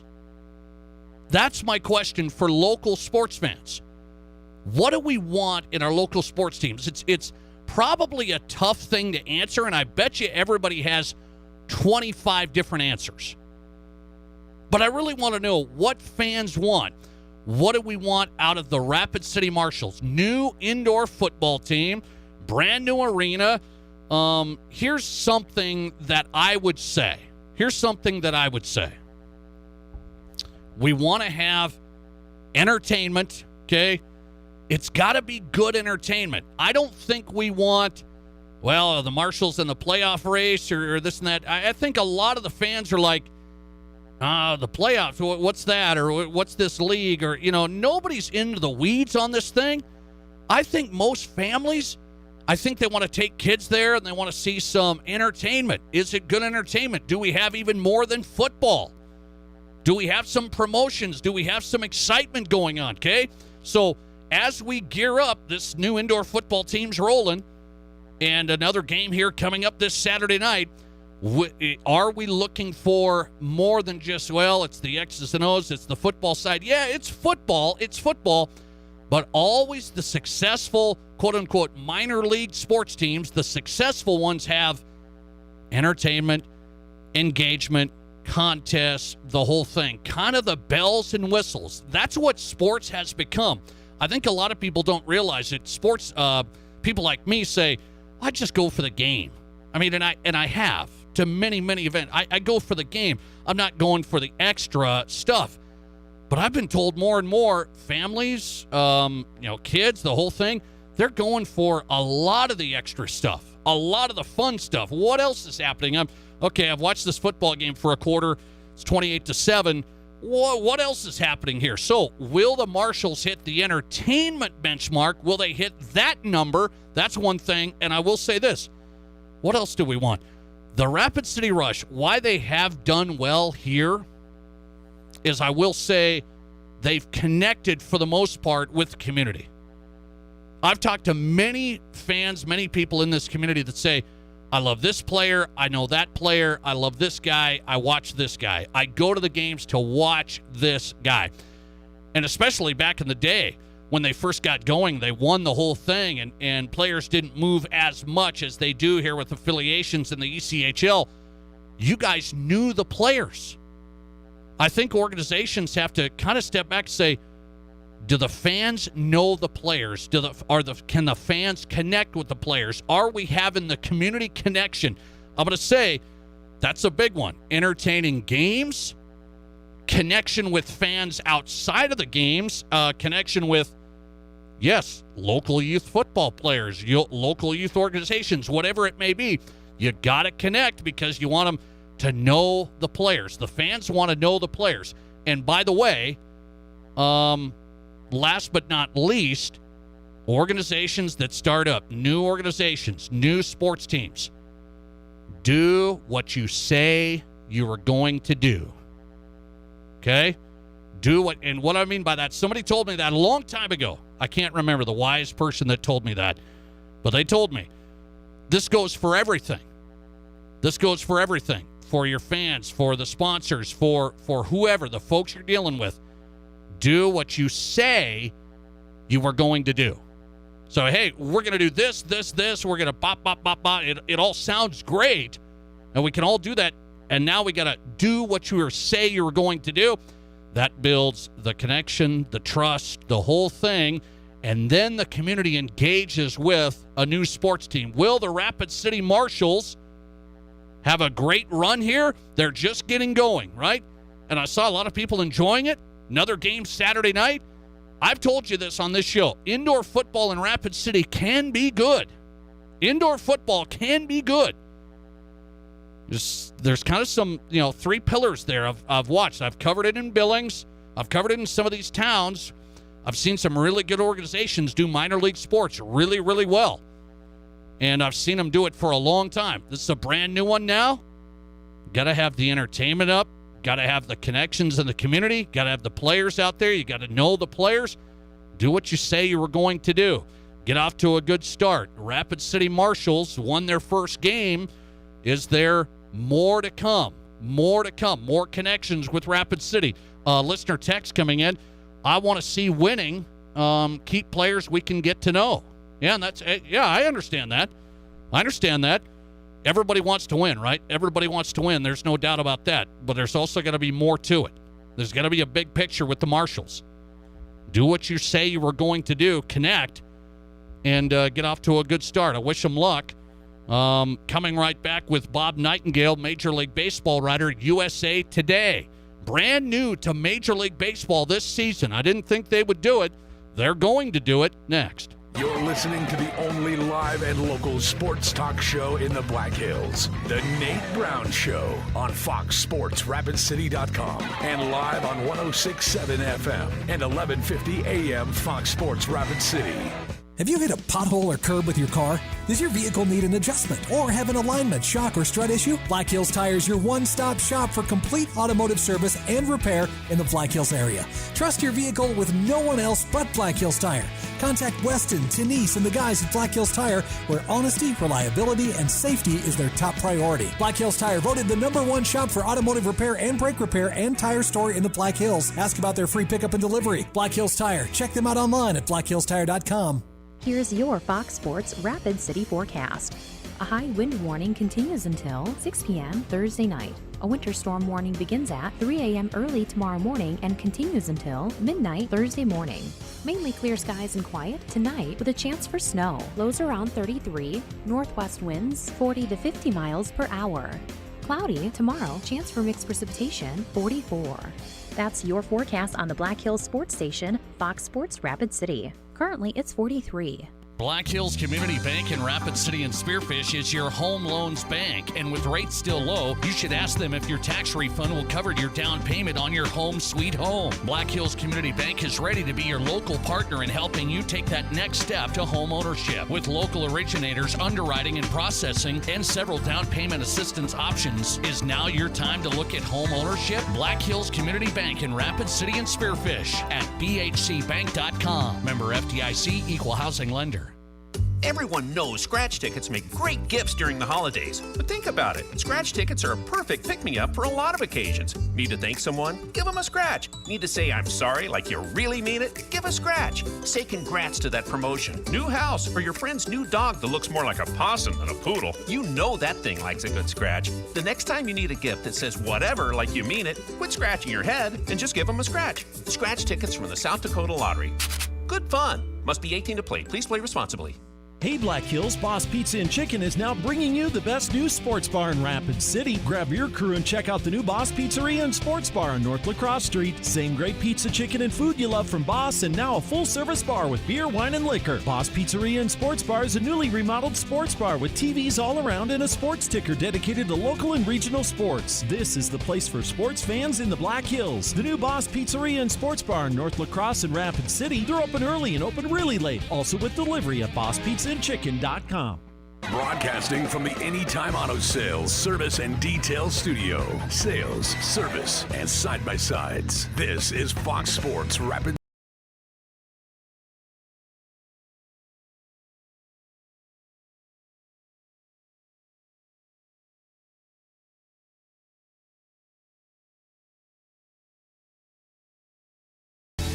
Hey, welcome back in the Nate Brown Show live, Fox Sports Rapid City, your sports, your show. Major League Baseball writer, USA Today, Bob Nightingale in before we get the regular season opening day started.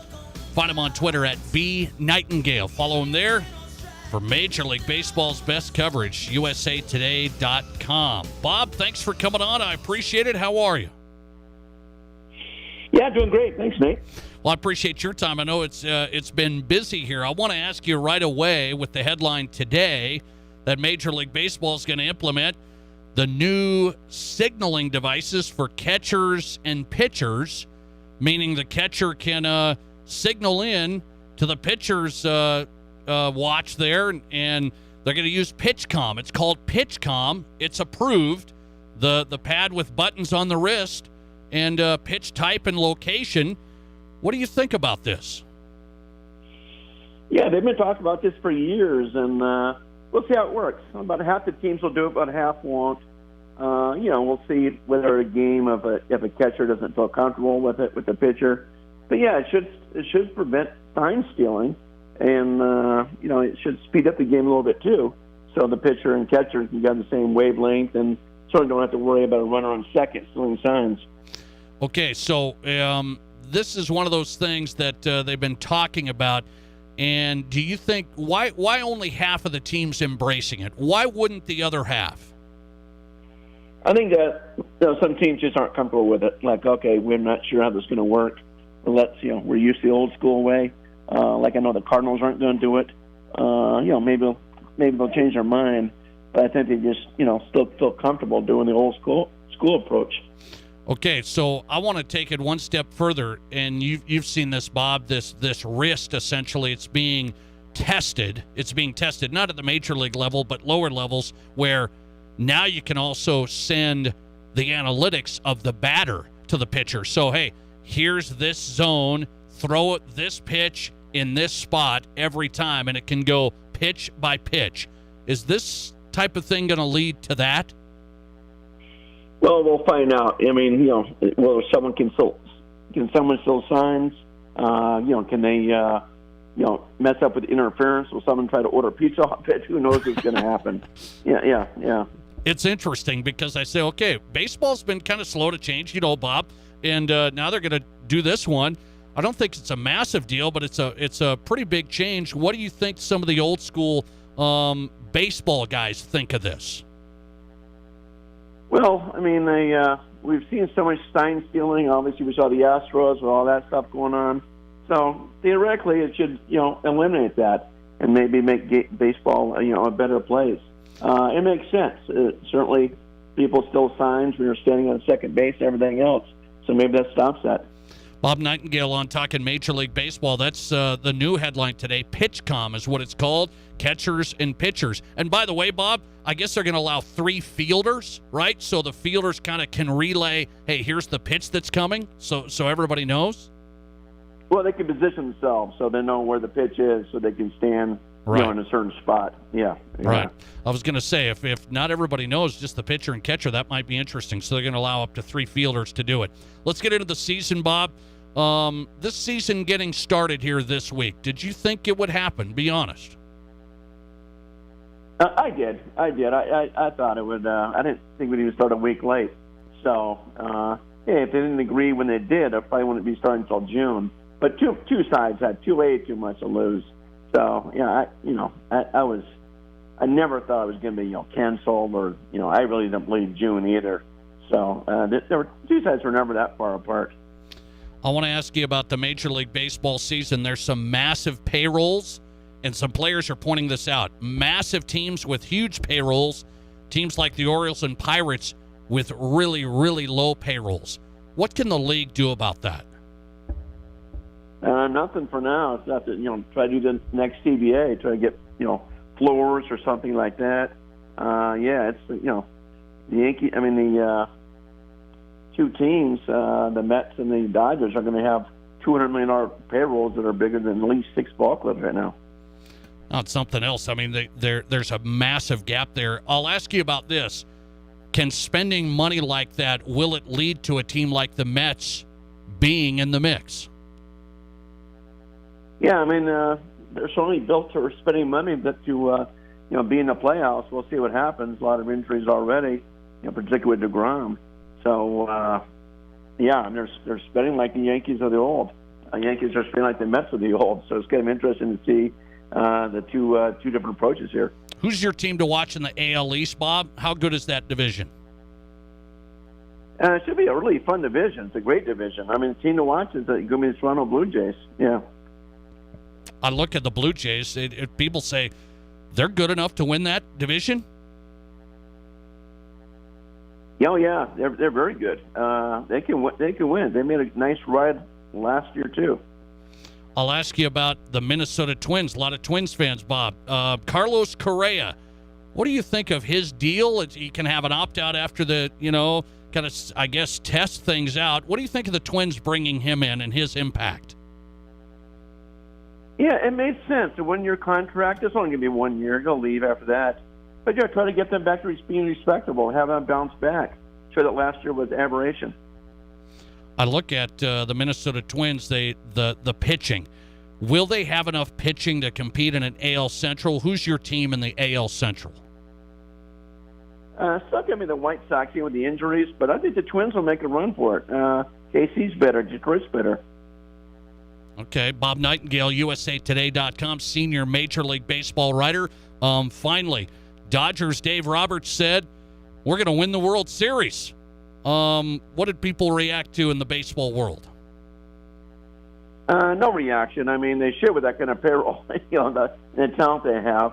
It's not like bulletin board material or anything like that. They're a good team. I don't think they're going to win the World Series, but, they're certainly a team like that's in there year after year, just like Atlanta was for 14 straight years. Same thing with the Dodgers.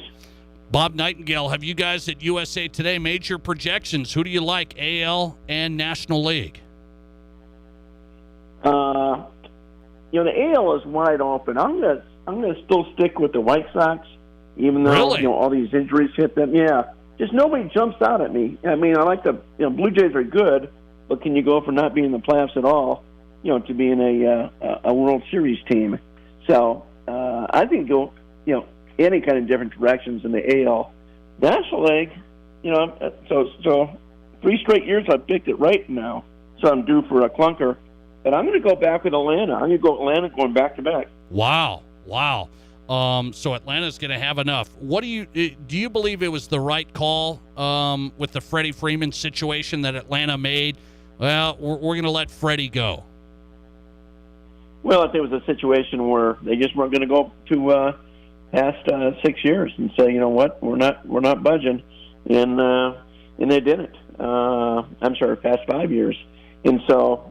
They never budged. Neither side budged, and finally Atlanta says, "Okay, we got to get somebody here." And they made a shrewd move by grabbing Matt Olson, who's a fabulous first baseman. Selfish question for me: my Chicago Cubs, are they going to compete in the NL Central? The NL Central is weak, so I think they'll compete, not contend, but compete.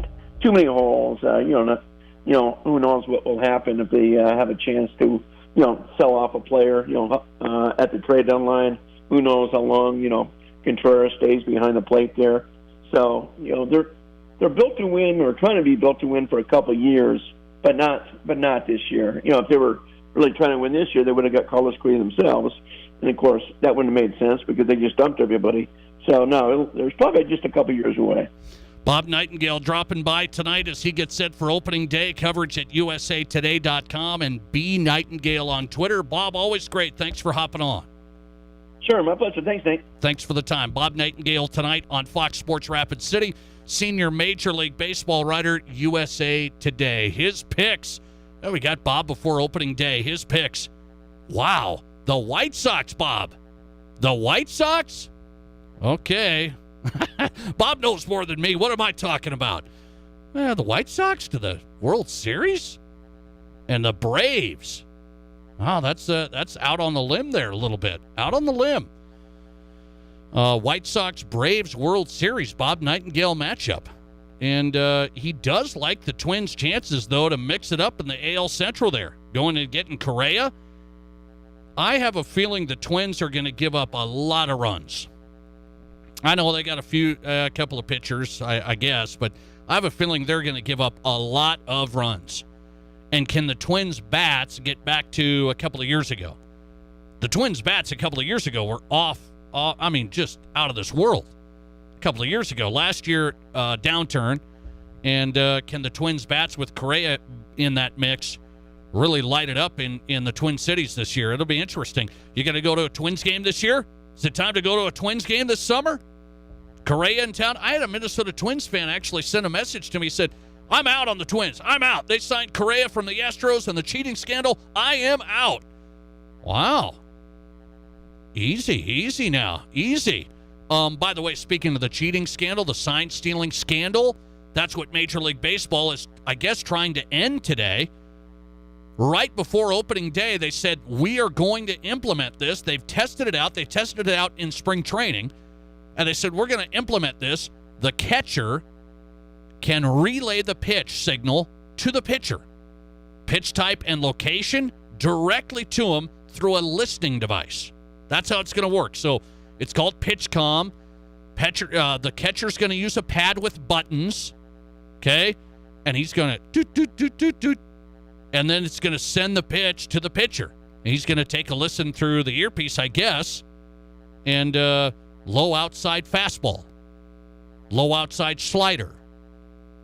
And that way you're not going to be able to steal the signs. Bob Nightingale's reporting, he just said that here, and he just tweeted that out today. He thinks about half of the teams from what he's talked to are going to use it, half aren't. So it's interesting. I would think most of them are going to start using this. I would think most of them are going to start using this, and nobody, I said, why wouldn't the other teams use it? Why wouldn't the other teams, half of them aren't? Like he said, the Cardinals, for example. Okay, well, everybody was saying everybody's stealing the signs. That's what everybody said, right? Everybody's stealing the signs. So if you have this PitchCom technology, why wouldn't you start using it? Well, maybe it's a couple of days before opening day, and it's like, okay, we can use this now. Maybe, you know how baseball guys are, just throws things off. Newly tested signaling devices. They decide what pitches to throw in the upcoming season, and Major League Baseball's like, yeah, we can do it right now. Let's implement it. And then 3 teammates of the pitcher and the catcher also in the field are going to have access as well. So, like the second baseman, making the calls, he's going to have the deal as well, so he can decide which way to shade and tell the outfield and the whole thing. Really interesting. I'm okay with it. People are like, oh, boy, changing baseball tradition. I don't know if this is good. This is fine. This is fine. If the players are good with it, it's clean, it's everything. I don't have any concerns about it. And then, as I said, this might lead to that other thing. We called it K-Watch. I think that's what it was called, K-Watch, where then you could use analytics even further. And so instead of pitch type and location, then it'll tell you exactly, okay, here's the batter. Here's what type of pitches we're going to throw. Here's where we're going to put it because he can't hit a high and tight or whatever it may be, low and away. He can't hit that, so here's the analytics. I think that would be easily done now. You're already using something like this, okay? So I'm okay with it. Listener text, I guess the trash can wouldn't fit on their wrist, okay? That's the question. Are the Astros going to use PitchCom here on Thursday, opening day? Are the Astros going to use PitchCom? Garbage cans work better. It's fine. Coming right back with Kelvin Torvey. He played in the major leagues. Now he's here in Rapid City. We know Coach Torvey, head coach at Post 22 Baseball. A full summer of baseball is coming up. Let's get a preview of what the Hard Hats look like this year. Kelvin Torvey on the way. You're listening to The Nate Brown Show. Remember to follow us on Twitter at Nate Brown Show and like us on Facebook by searching Fox Sports Rapid City. There are times in life when you just have to say, this is a no-brainer, and we are doing it. And right now is one of those times. Renewal by Andersen makes the best windows you can get. They have more 5-star customer reviews than anyone in the industry. And right now you can get Renewal by Andersen windows with no money down, no interest, no payments for a full year with approved credit. A full year. Book your free estimate right now at RBARapidCity.com. Renewal by Andersen. This is one of those times in life. It's a no-brainer. We're doing it. Ranch.com. Fans know some things just go together. Slam dunks and three-pointers, face paint and super fans, game days and tailgates. I'm State Farm agent Scott Carlson, and I know another winning combination, home and auto. Me and my team are here to help life go right when you combine your home and auto insurance, which saves you time and money. So get your home and auto on the same team and score some savings. Call me, State Farm agent Scott Carlson, at 342-0188. Retirement may seem far off, but the sooner you start a fund, the more dough you'll have when it's time. And while the future of Social Security may be a little iffy, the security of a career with Country Hearth is a recipe for success. Country Hearth is a third-generation, family-owned bakery that's been around for over 100 years. Along with great pay and benefits, there's a lot of opportunity to grow and rise within the company. With openings in production, maintenance, shipping, delivery, and sanitation, you're sure to find a career that fits your skills and schedule. Find out more and apply today at countryhearthjobs.com. If you're planning to keep on driving your current vehicle with higher miles on it, drive with confidence after a thorough inspection at Pro Auto Care. Regular service and preventative maintenance is extra important for higher mileage vehicles, so bring yours on into Pro Auto Care to keep it running longer for you. At Pro Auto Care, Tom and his crew pledge to give you an honest evaluation and never over-service or overcharge. From inspections to oil changes, brakes, tires, and major automotive service, trust Pro Auto Care. Open as usual at 1891 Rand Road, Rapid City.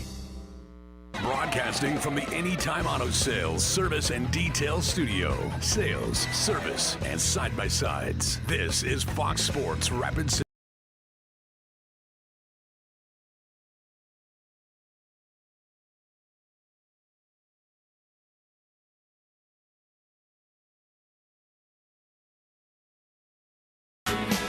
Hey, we are back on the Nate Brown Show tonight. Busy show. A lot of guests tonight. Good stuff.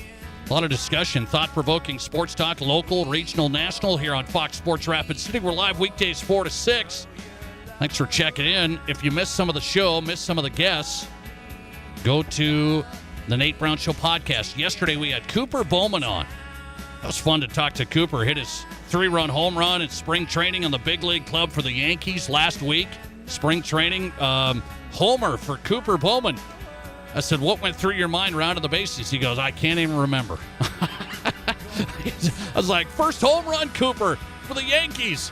And it goes down as I can't remember. But fun stuff. Cooper Bowman now playing in high A ball for the Yankees. He joined us yesterday. The Nate Brown Show podcast is out there. You can listen to Cooper and more. And the show today, as we'll post it tonight. Find your the podcast where you get your podcasts, wherever they are. Spotify, Apple, Google, we're out there. The Nate Brown Show podcast. All right, speaking of baseball, we are back. Post-22 baseball gearing up. I'll tell you, they've already got games. Their home openers coming up later this month, a couple of weeks away. And post-22 baseball back at it, even in the wind and cold and all that stuff. It's that time of year. They got to get going. Kelvin Torvey's back as the head coach of the Hard Hats, and he's here on the Nate Brown Show talking post-22. Coach, good to talk to you. How are you? Wonderful, Nate. How you doing today? Well, I'm doing good, so I'll ask you first. I talked to Cooper Bowman. You know Cooper well, coached him, and what do you say? What do you think of when you see Cooper having the spring training run with the Yankees, the home run, that whole journey that you obviously went through yourself back in the day? What do you think of when you see Cooper? Well, the Yankees obviously have plans for him. You know, if he's it was low A last year and going to be high A this year and playing in spring training games, it means they want to watch him, take a look at him, and see how he can handle pitching at that level. So he's in a good spot. I think the ball's on his racket, and he keeps playing like he has been and has the attitude and the work ethic that he does. I think we're going to see good things out of Coop. What do you think is going to be the hardest thing for Cooper? I talked to him yesterday. He said, man, I've been playing a lot of baseball, and he goes, this was kind of the first experience where, man, it was 8-5 or longer now. This is baseball 110%. What's going to be the hardest thing for him? Probably when he starts struggling. The hardest thing for me, I had a decent college career, and first couple of years in pro ball were, I had good years, and the Giants who drafted me had plans for me. But then I had a bad year. My first year in AAA was bad. I had a bad year, and Giants gave up on me, and that's when it got tough. When you realize you're really not a prospect anymore, and you've got to just battle and scratch and claw and keep going. Hopefully Coop never gets there. Hopefully he, has a good year and high A, maybe makes it to AA this year and keeps right on going. But at some point, it's going to get hard, and it'll be really the first time that he's had struggles of this nature. And I think he's going to be fine. He's got the attitude to fight through it, but that's going to be the biggest challenge is handling the adversity at that level. What a great story for Post-22. Great player for the Hard Hats, Cooper Bowman now with the New York Yankees organization. High draft choice, and now at Hudson Valley High A balls where he's going to start this season. Kelvin Torvey on tonight. Let's talk about your current club. A lot goes into it. I know you guys are really cranking it up now. How about the off-season work for this bunch? How do you feel? I feel really good. These guys really worked hard. We have a couple guys coming back from college, but basically 7 or 8 positions, it's open season. You know, we know who guys that are going to compete for it. We don't know what the lineup's going to be quite yet. But our guys like each other. There's been a lot of energy at practice. We've been at it 2 weeks now, and with this gorgeous ballpark we have, we can be outside on the field virtually every day. And so there's a lot of energy. The guys like each other. We got a good, I think we have good chemistry in the clubhouse, and it's been a lot of fun so far. Okay, I look at it. You guys last year had a nice season. How would you evaluate last year? And you said, well, you're going to have some new guys now this next year. How would you evaluate building from last year?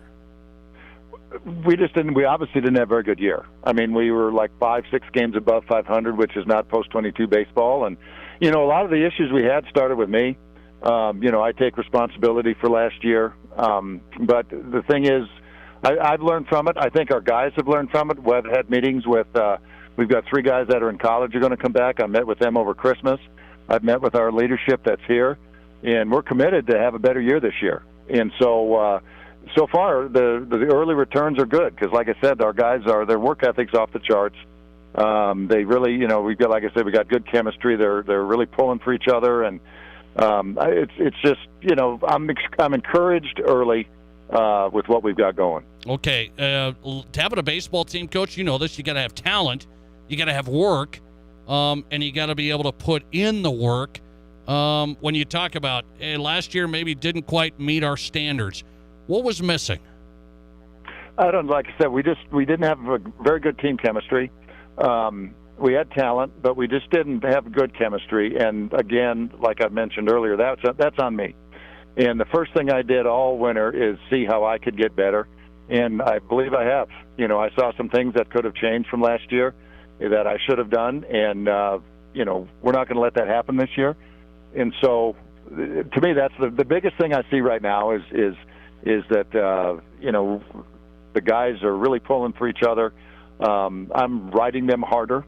And so I'm just anxious to get out there, roll it out there, and see how it all plays out. I like it. Couple more. I'll let him run. Kelvin Torvion, let's talk post-22 this season. Can you tell, outside of the chemistry, say, hey, feeling good there, that's one thing. Can you tell from the baseball side what this team looks like early on the first couple of weeks? Yeah, we lost a lot of pitching. Branson Keel, he's at the University of Utah. Jake Goebels at South Dakota State. They're both playing college baseball. Hunter Tillery, so we lost our 3 starters, and so we lost a ton of pitching. Drew Sherbinsky is coming back from Des Moines Area Community College. He'll be he's going to be a linchpin to the rotation, and everything we've heard is that he is coming back. He's going to be big, but other than that, with Eli Kelly and Lee Negebauer and Brian Atkinson got some time on the mound last year at the varsity level, even though all of them were only 15. And so the pitching staff and the rotation is a big question mark. Last year we had some guys that were pitchers. This year we've got a lot of position players who happen to pitch. And so we've really got to figure out the rotation, and thankfully we've got 2.5 months before the tournament starts to figure that out. All right, I'll ask you about this as you get set to go. You also have a little event here. I love this every year. First pitch, dinner, and auction that people can come to this Saturday. Yes, it's at the Civic Center, Monument, I guess they call it, and you can get tickets online. I enjoy it because it's the beginning of the year, and I get to walk around and talk with all the parents of our players and all the fans, and it's a silent auction, a huge fundraiser for us. And as you know, we do not charge our players to pay to play. Everything is done through fundraising and ticket sales, and this is a big fundraiser for us. So I would encourage any fans that are Post 22 fans to go online to post22.com and get a ticket to the event. It's a fun event, and I enjoy seeing a lot of people that I don't get to see during the summer at this event. First pitch, dinner, and silent auction for the Hard Hats is this Saturday at the Monument, and tickets getting sold as well right now. If you don't have your tickets, let's get ready to go. That first game coming up in a couple of weeks, and it's a home opener, and we'll have it live on Fox Sports Rapid City as we get set for a full summer of post-22 baseball. Head coach Kelvin Torvion tonight. Coach, always good to talk to you. We'll talk again soon. Thanks so much, Nate. You have a good evening. All right, appreciate that. Kelvin Torvion tonight with a quick preview, an early preview of post-22 baseball And we'll be back with the Hard Hats on Fox Sports Rapid City. Live play-by-play provided by Adam Birch, back in the chair, in the booth, traveling with the Hard Hats all season long. Adam Birch, the play-by-play man last year here on Fox Sports Rapid City. Glad to have Adam back. Worked hard at it, did a nice job, got to know the team, the players, and put some work in. I like young guys that have some energy, and he loves baseball. He'll be providing play-by-play all season long here on Fox Sports Rapid City, Hard Hats TV as well. Post-22 baseball just a couple of weeks away. Get set to go, post22baseball.com. Post22baseball.com. The first pitch, dinner, and auction this Saturday. Who's hot and who's not on the Nate Brown Show is next, and we've got some great candidates tonight. Don't miss it. This is the Nate Brown Show. Today on Hey Culligan, buy to save. Here's a text from Devin in Denver. Hey Culligan, I'd love a water softener, but I don't want to pay for it. Devin, I can't help you there, but a Culligan high-efficiency softener can help you save oodles on energy and detergent, so the savings can be even greater than the cost. And I'm getting a mind-blown emoji followed by, yes please. Devin, the savings are already on the way. Let us help you out with a free in-home water test with the local Culligan water expert at Culligan.com. Here's your Fox Sports Rapid City forecast. A high wind warning continues until 6 p.m. Thursday night. A winter storm warning begins at 3 a.m. early tomorrow morning and continues until midnight Thursday morning. Mainly clear skies and quiet tonight with a chance for snow. Lows around 33, northwest winds 40 to 50 miles per hour. Cloudy tomorrow, chance for mixed precipitation 44. That's your forecast on the Black Hills Sports Station, Fox Sports Rapid City. Currently, it's 43. Ever since Barron's Wilson Funeral Home first opened their doors in Rapid City 140 years ago, they have continued to make personal service their #1 priority. In your time of grief, they offer a personal touch by being at your side through every step of the funeral process. They answer difficult questions and guide you toward other professional services you may need. See for yourself the wide variety of services they can provide for you by visiting their website at barronswilson.com. Broadcasting from the Anytime Auto Sales, Service, and Detail Studio. Sales, service, and side-by-sides. This is Fox Sports Rapid City.